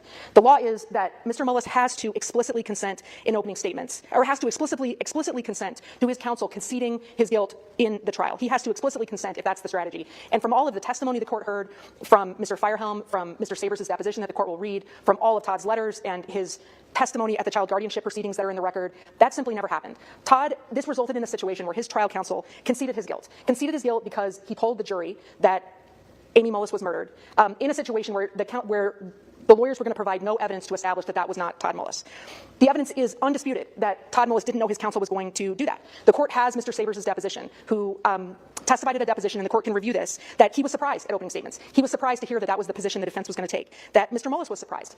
The court has all of his letters. The court has heard from Lynn White. The court will be able to review Todd's testimony in these child custody proceedings. Todd said he never gave counsel permission to do that. All of his letters support that that's not what he understood the strategy was going to be. Mr. Sabers didn't know that was going to be the strategy. That happened without his permission. And we explained already why that's important, because if that happened without his permission, then this isn't a matter of prejudice. It's not a matter of establishing what the outcome would have been if counsel followed a different strategy. That is just a Sixth Amendment violation, period. That really ends the analysis. And on that basis alone, Mr. Mullis receives a new trial. But that's not the only aspect of Sixth Amendment That's not the only aspect of a Sixth Amendment violation that is present here. We have a more typical ineffective assistance of counsel claim too. And this is very important because in this case, the state In this case, there is no reason, and the court heard no reason from Mr. Firehelm, there is no reason in Mr. Sabers' deposition to explain why it would have been reasonable for trial counsel not to investigate and present evidence that corroborated everything that Mr. Mullis testified to at trial. To investigate and present evidence about medicine, about the electronic evidence, about these Google searches that we've been talking about text messages, about the cameras. There is no reasonable strategy that would have allowed counsel to not pursue any of this evidence, and instead to pursue what they did at trial, which is to concede this was a murder and to let Todd explain himself unaided to the jury. What's important about this, and what we want to make sure the court understands, is that even though in this evidentiary hearing, the applicant has spent a lot of time presenting evidence to the court and proving to the court that Mr. Mullis didn't agree with counsel's strategy. Even if Todd Mullis never wrote a single letter to his lawyer, even if he was maybe a person with a little less understanding about the way that biomechanics work, his instincts about what might be true. Even if we had none of these letters, even if we didn't have the vast record we have here that Mr. Mullis was asking about these issues, that he wanted this to be investigated, that he was seeking investigation, that he consistently and unwaveringly believed that his wife's death was an accident, even if none of that was true, and Todd Mullis had just said to his lawyers, give me the best defense you can, I don't know what happened, but do your best. If that's all he ever said, counsel would have still been ineffective. It is not Todd Mullis' job to have told counsel what the right strategy was here. As it so happens, he did. But even if he didn't, it doesn't matter, because there's no reason not to investigate these issues. This is not dependent on what Todd Mullis agreed to or not. It is ineffective for counsel to have chosen the path that they chose, and that is because they chose it without a reasonable investigation. We cited law to the court in our summary judgment briefings, and we will cite more law. The United States versus Hinton, the United States Supreme Court has said that it is ineffective for counsel not to understand science and not to get experts in a case where expertise is required. And, Your Honor, this is such a case. This was clearly a medical case. Mr. Firehelm told you, I relied on my own understanding about this. You know, I was first chair. I made these decisions. I relied on my own understanding to decide that there wasn't anything I needed to pursue there. Under Hinton, under the other law that we cited to the court and that we will cite, that's ineffective. The state may point out when it speaks to the court that in his deposition, Mr. Sabers did describe, as the second chair, as the person who was not making decisions in this case, some of the things that he tried to do, because he did try to do more than Mr. Firehelm did. For instance, he himself went to the shed. He looked at these augers, and he talked about that in his deposition. He also read the case materials, like Mr. Firehelm did. But there's no evidence that Mr. Sabers discussed these issues with Mr. Firehelm other than telling him that he'd visited the shed and looked at these augers. And there's no evidence that Mr. Firehelm did anything that Mr. Sabers asked him to do. The state's own exhibits show this, that there is a email from Mr. Sabers to Mr. Firehelm where they discuss we probably should get an expert. I mean, they knew that Todd was asking them to do that. They agreed they probably should get an expert, and that just didn't happen here. They never provided case materials to an expert, either a pathologist or a biomechanical expert, who could explain to them that there was a defense here, a reasonable defense that they should have followed. They just didn't do that. And Mr. Sabers, doing his best to look at a couple of things, to give advice to Mr. Firehelm that he never followed, that's not a strategy, that's not a decision, that's failing to do what you know you should do. And there's no reason that the state is going to be able to articulate for not following the only reasonable strategy here. That leaves us with the question of what this trial would have been, the prejudice issue of Strickland, if Todd Mullis hadn't been standing alone at his trial without any of the assistance that his counsel was supposed to provide him. If his lawyer wasn't just saying, trust Todd, what would the jury have heard? And at the end of this hearing, especially hearing the evidence the court's heard here in court, considering the other materials as well, the court knows the answer to that. The court knows that if this had been a fair trial with effective assistance, this jury would have heard that this was not a murder. And it would have heard that from sources that are far more credible than the state's witness who testified at trial without any cross-examination, save one question, that this was a murder. This was a medical case. And the court heard extensively, and I know we spent a lot of the court's time making sure that the court could hear the opinions of Dr. Cruz, the opinions of Dr. Hammers, the opinions of Dr. Nye, to decide what the true state of the medicine is. And based on that testimony, there's really no question what the state of the medicine is. This is not a murder. This is not a homicide. This is an accident. Dr. Hammers was able to talk about that from a pathology perspective and explain why, despite there being unopposed testimony offered at trial that Ms. Mullis had defensive wounds, that there was nothing about the state of her body or this autopsy that indicated that she was the victim of a homicide, but that this was an accident from a pathology perspective. The court knows that Dr. Cruz said that she couldn't really figure out how this happened. She just couldn't see any reason that it was an accident, and that is essentially why she determined this was a murder. After 2 to 3 hours of doing this autopsy with other autopsies, she came to that decision, she stuck with it, and she made that decision without the benefit of any biomechanical testimony, any biomechanical advice or assistance. The court has that assistance now from Dr. Nye. You know, Dr. Nye started looking at this case to review the opinions of others, and we're not asking the court to even consider that piece of what she did, because she then went on to do her own investigation. She did her own visit to this scene. She did her own consideration of the wound pattern. She did her own force calculations. The court has her math on her notes where she went through and actually figured this out, figured out the force that would have been required to fall from a standing height, from a kneeling height, figured out the force that would have been required and the direction of the force that would have been required for this to have happened in different ways. And from that biomechanical evaluation, you know, she told the court that the only hypothesis that she can't disprove is that this was an accident. And there is no other biomechanical evidence before this court. If the state wanted to call a biomechanical engineer, or really any witness, to say that Dr. Nye was wrong, they could have done that. That's not what they did. Dr. Nye testified without any opposition. Dr. Cruz said, I really can't speak to those issues. And that's testimony the court has to consider in deciding what the state of the evidence is here. I'll go through the other evidence the court heard briefly, because the medical evidence is the most important. The court heard that despite at trial, the unrebutted testimony, save for from Mr. Mullis, was that all these searches were from the iPad and that they were very nefarious. And when the court actually gets a chance to see that those searches didn't come from the iPad, that many of them came from other devices, and the actual content of the search, that these searches are related to hunting tests, they're related to television programs. The actual content of the searches and the evidence that they didn't come from the iPad tells you that Todd's testimony was right. The court will have a chance to look at all of these texts and emails which are in evidence, and the court heard from Mr. Saffre and others about what all of this electronic evidence means. And it proves what Todd said, which is that even though his wife was having an affair, this had not bled over into the marriage, that he didn't know about it, that they were living relatively happily, despite the fact that there were sometimes, you know, disputes with a mother-in-law. None of this was creating this situation that resulted in some planning to end someone's wife's life. I mean, there are text messages with Todd right up until the end of Ms. Mullis's life where she's saying, I love you. The court has Tristan's testimony, and it should evaluate it, that Tristan has explained why he testified as he did and that his dad was really only out of his sight for a short time. The court knows about the 911 call. It heard a lot about that, about the discovery violation that occurred there, and that this was a trial by ambush with respect to this 911 call, and that 911 call is not what the state described, and that Todd was with other people, sheriffs, when that happened. There's a lot of other claims that counsel presented, and the court knows what the evidence about that is. Based on the evidence the court has, it knows that Todd's established his Sixth Amendment claims, it knows he's established an actual innocence claim, and that this is the rare case where, considering these claims separately or cumulatively, that a new trial is really the only fair outcome. I'm going to come back and talk in rebuttal in a minute, but based on what the court's heard, there's no doubt that Mr. Mullis's trial was unfair, and there's just one result from that, Your Honor, which is a new trial. Thank you, Ms. Thompson. Closing argument on behalf of the state. Thank you, Your Honor. May it please the court. Good afternoon. I will be brief. The state submits that Mr. Mullis has not met his burden of proof on any of his claims. We ask the court to deny his application in its entirety. In addition to the record and issues that have already been developed at trial and before it in this proceeding, we will address our legal reasoning for why each of his claims fail in our written brief. Thank you. Thank you, counsel. Your final rebuttal. I just want to add one more thing, which is that although we believe that we've established Mr. Mullis's actual innocence, which means that there should not be any new trial, if the state concludes that they want to rely on Dr. Cruz and retry him, that's an opportunity that he should have an opportunity to present this evidence to the jury. Because the last thing I'll say about this is the court may conclude in looking at all of the evidence, both what it heard here, what it reads in the record, and it may determine, well, I see some evidence on the other side. You know, I see some evidence still that for me, I don't know what to make of that. I see that the state made some arguments at the original trial, and for me, I don't know where I end up on actual innocence. The court can have questions as a result of this hearing about what happened, but as the court knows, those questions are the province of the jury. It is for the jury to decide if it believes Mr. Mullis. It's for the jury to decide if it believes this other evidence.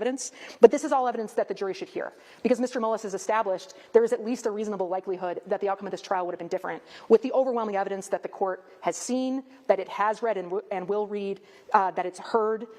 This is evidence of an innocent man. This is evidence of a man that deserves a new trial, and a trial where he can have his day in court. And for that reason, Your Honor, we're asking the court to grant Mr. Mullis a new trial, and we'll provide additional legal briefing in the post-trial briefing that we make in a month, Your Honor. Thank you. Thank you, counsel. I will await both parties' final briefing by the April date that we previously discussed. At that point, I will consider the matter finally submitted. Counsel, if you maybe just want to touch base with me briefly in chambers before you leave so that we can make sure that everybody is on the same page as far as the exhibits that were admitted. And then I'll give you a day or two just to review any final security level issues before I file the exhibit management order. Other than that, anything that we need to address before we go off the record? Anything on behalf of the applicant? No, Your Honor. Anything on behalf of the state? All right. Thank you all for appearing and for your cooperation to keep things moving throughout the trial these past days. Thank you. Okay. One thing that isn't clear, I will have to go back and listen because I probably skipped through it. I know when they have to have their final briefs in, which would be April 8th. I need to know how long after the April 8th date does the judge expect there to be before she makes a determination. I'm going to have to go back. Unless somebody in the chat knows that specifically, I'll go back and listen to that. Now, the next thing that I want to present for you guys is, why do you hear what you hear? Okay. I'm not sure the best way to present this. Ideally,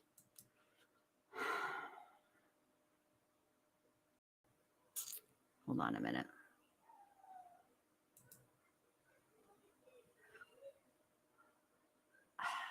Ideally, the way I would need to do it would be with some type of overlay.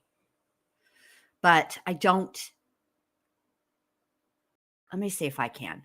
Hold on just a second. Let me do this first and see if I can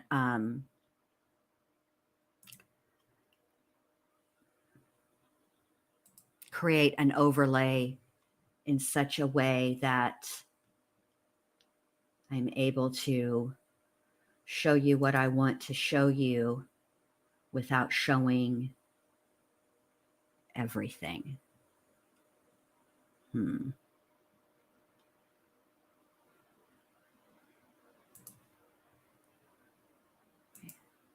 try it like that. Wonder, but it doesn't let me move this. That's not going to work. Okay. We're just going to do it like this. I'm going to show you. Okay. So basically what I'm going to play for you, I'll play it 3 times through, but I would like for you to please focus when we hear it this first time on only the first line of text, if you could do that, because there's just no way for me to really show it a different way. So if the audience will indulge me, I'd like you to focus while listening to the audio, only focus on the first line of text, please. All right, you ready? Here we go. That is embarrassing! That is embarrassing! That is embarrassing! That is embarrassing! Did everybody do that? And what do you hear?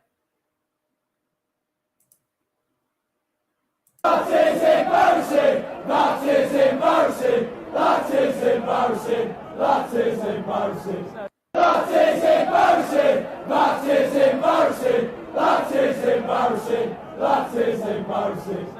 That is embarrassing! That is embarrassing! That is embarrassing! That is embarrassing! That is embarrassing! All right, now focus on the second text. Rotating pirate ship, rotating pirate ship, rotating pirate ship. That is embarrassing! That is embarrassing! That is embarrassing! That is embarrassing! That is embarrassing! That is embarrassing! That is embarrassing! Now, on the next line, that isn't my receipt. That isn't my receipt. That is embarrassing! That is embarrassing! That is embarrassing! That is embarrassing! All right. Now, lobsters in motion. Lobsters in motion. That is embarrassing! That is embarrassing! That is embarrassing! That is embarrassing! All right. Now, that is embarrassing. That is embarrassing! That is embarrassing! That is embarrassing! That is embarrassing! All right. Now, lactates in pharmacy. That is embarrassing! That is embarrassing! That is embarrassing! That is embarrassing! That is I'm chasing Martian. Embarrassing! That is embarrassing! That is embarrassing! That is embarrassing! Baptism piracy. That is embarrassing! That is embarrassing! That is embarrassing! That is embarrassing! That isn't mercy. That is embarrassing! That is embarrassing! That is embarrassing! That is embarrassing! All right. Okay. Let's see what the chat says. Violet says Robinson. Patricia says lactates in pharmacy. Call me Sadie says, I hear lactates in pharmacy every time. You want to know what I hear? I hear, that is embarrassing. That is embarrassing. The only time it changed for me was baptism piracy. I only hear that is embarrassing and baptism piracy. So what do you hear what do you hear that's different, Violet? And preschool granny hears that isn't my receipt. So Vincent, I know it's a soccer chant, babe. I need to know what you specifically hear.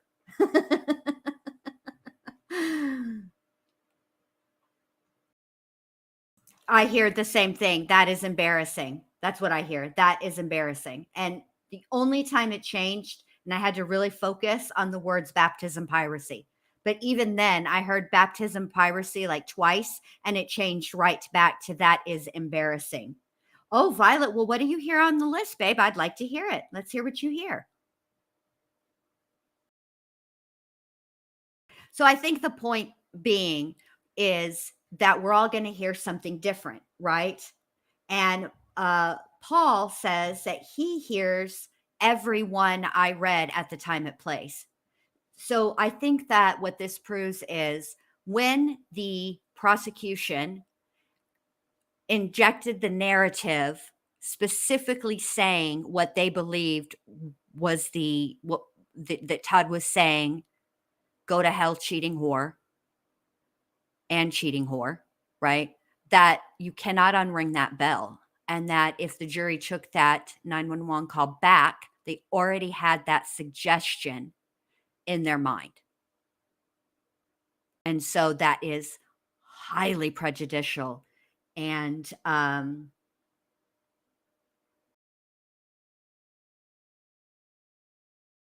yes, the Yanni and Laurel principle. Thank you, Paul. That is what it's called. So Violet hears Rob Simpson Robinson. Wait a minute. Yeah, like Marvin the Martian. Martian is a reference to someone who lives on Mars. Like we're Earthlings. If we resided on Mars, we'd be referred to as Martians. So I think that we understand why that would be prejudicial. And I really do think based on that alone, he should actually get a new trial. Now, how I did this next one is, so Clicker AK said that that Jake, not from State Farm, Jake, the original trial attorney, has conceded that that they were ineffective, right? So she sent me a link to that, and I went through the transcript using Control F and looked for ineffective. And I scrolled to just before the part where this is discussed. So we're going to listen and then discuss. All right, here we go. Lawyers for doing this. In fact, one of the pieces of evidence from my understanding is these lawyers that did the trial, they have conceded that they were ineffective, almost, that they should have looked into expert witnesses, that the expert witnesses, should they have looked into them, would tell a different story, that an accident was in play. And so that is one significant piece of evidence, is the trial lawyers falling on the sword, so to speak, and saying, yeah, we were ineffective. We should have done something different. Okay, so I just want to be clear about this. All right, so this is this person's analysis based off of the testimony given by Jake. This comes from February 24th, 2025, so that would make it right at the time of this testimony. All right, so here we go. But then you have to back that up with the evidence that they should have put in to play at the trial, and apparently that's going to happen here. And you better have some very good expert witnesses coming on and saying, yeah, this was definitively an accident, or could have very well been an accident, and that way the ineffective part of the claim becomes even more important. I want to get your take on this infamous 911. All right, so what I take from this is that it is the person here being interviewed. It's their perception that they were ineffective. And he based that on the testimony from Mr. Jake, the trial testimony attorney. My recollection of Jake's testimony and the way that I interpreted it is not that he came out outright and used the term ineffective. The way that I took his testimony is, yes, when asked specifically, could you have done A, B, and C, he did agree that yes, he could and probably should have. So I think that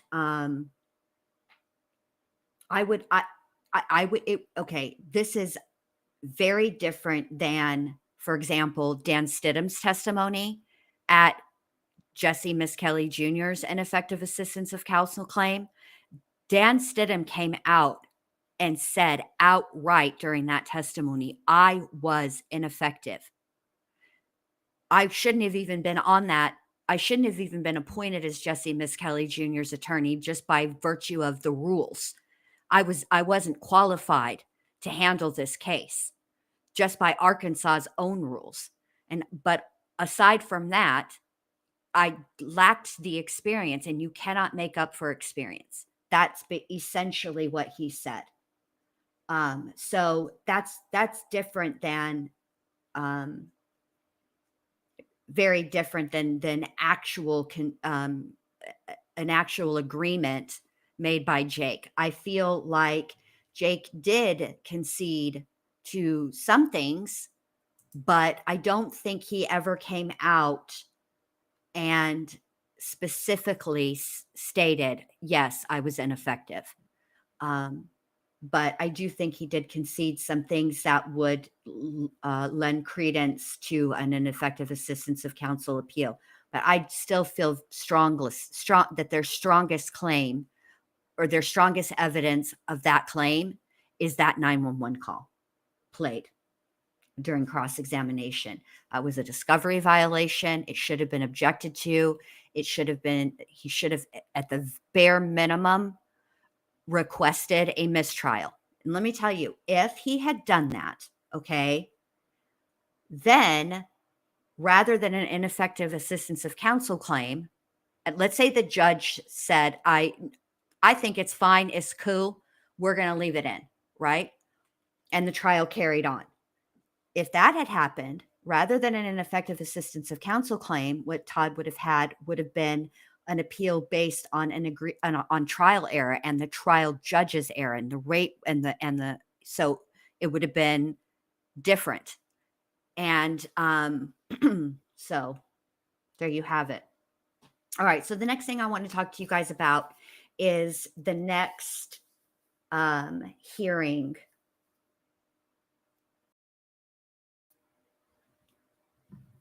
Ooh, Paul says, I think the strongest claim made I think the strongest claim by a mile is admitting it was a murder and ignoring his client's position that it was an accident without ever consulting any experts to determine if that was possible.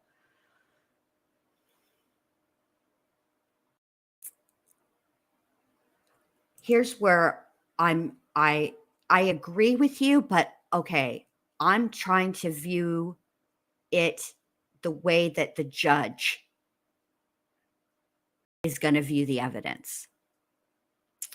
And that's my argument. I do think that all of the issues raised during this hearing were important issues, and some of them go to actual innocence, and some of them go to ineffective, and some of them go to both. But I think that for me, I think the judge I think she's going to give the most weight to that 911 call situation. I do. Because I think, unfortunately, just from what I'm going to wait. I might have a change of my mind because, like, obviously, some of the exhibits that they intend to admit weren't all shown to us.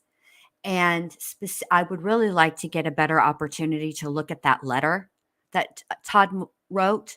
But in this moment at 12:14 p.m. Central Standard Time on 3/13/2025, I feel that the strongest evidence for ineffective assistance of counsel in the judge's mind is probably going to be that 911 call ambush situation.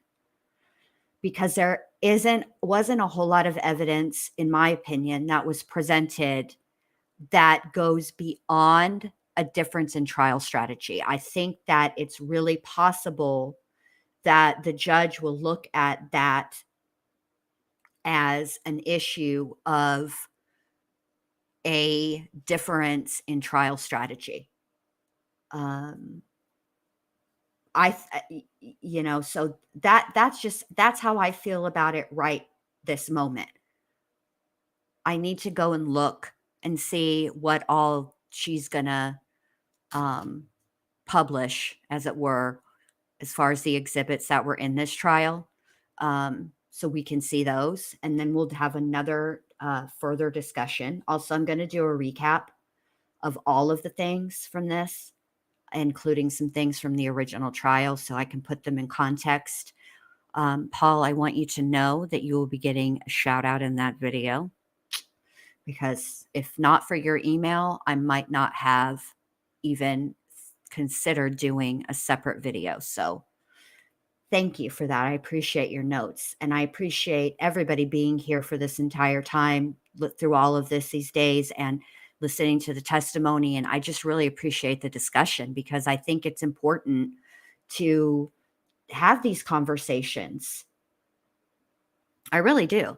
Okay, so the next case that I want to cover is they're known as the Slender Man case. It's an attempted murder. It wasn't, thank goodness, a murder, but it happened in Wisconsin, and there were preteen girls. I think all of the people involved in the case, all the girls were all 12. What essentially happened is two girls invited a third girl to spend the night. They snuck out. They took her to the woods and they stabbed her multiple times. And the reason they stabbed her multiple times is because these two girls wanted to see where Slender Man was supposed to, I think it was an offer to keep Slender Man from getting them or their families. It's been a minute, and it's been a minute, but I did follow that case for a while, and I did watch the documentary, but that's the next set of hearings I want to go through. And the reason why is because I think, oh, do you? Hit me up in the emails, Tosh.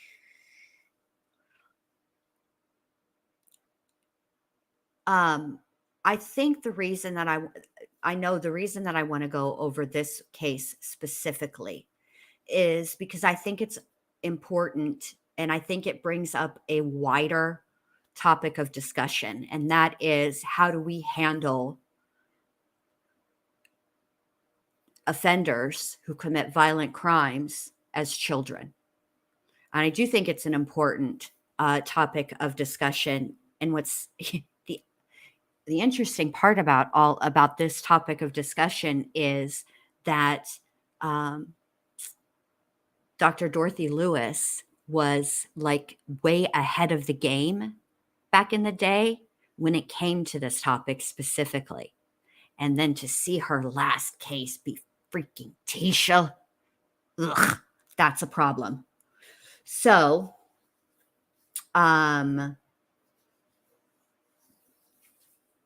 think that that's an important topic, and I'm quite interested in talking about that with you guys. And yes, as Patricia pointed out, she was released. There was a recent hearing, but before we get into all of that, we need to go back and understand the case, what happened, who the people are that were involved.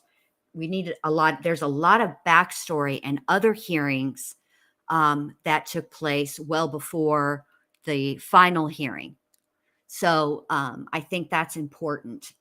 I was intending to present that case tomorrow, which would be Friday. The problem with that is I think I'm going to have to do it at night, because we're supposed to get really, really high winds here tomorrow. And that typically cuts off the electricity, or it will go in and out, which would be very disruptive to trying to present a case. So I think what I'm going to do is present that case tomorrow night, Friday night. So Paul, no worries if you want to check out that stream. We're not going to be early birds tomorrow. I'm going to do it tomorrow evening, I think. Okay.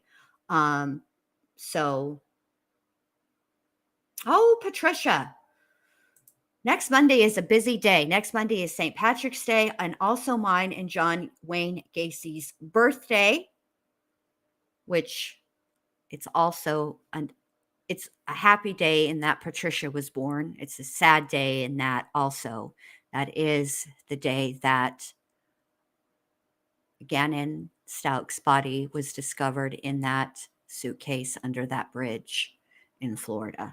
So it's a bittersweet day.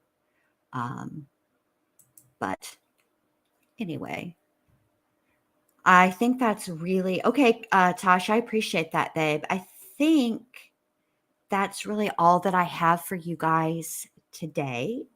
I will see you around these streets, probably in other chats, and definitely tomorrow night for the Slender Man case. All right. You guys have a fantastic rest of your afternoon, and I'll talk to y'all later. Bye. Oh, wait. One last thing before I forget. If you haven't done so, do me a favor and give your girl a thumbs up, thumbs down on the stream. I'd appreciate it very much. Now, for real, I'm going to let you go. Have a great rest of your day. Bye.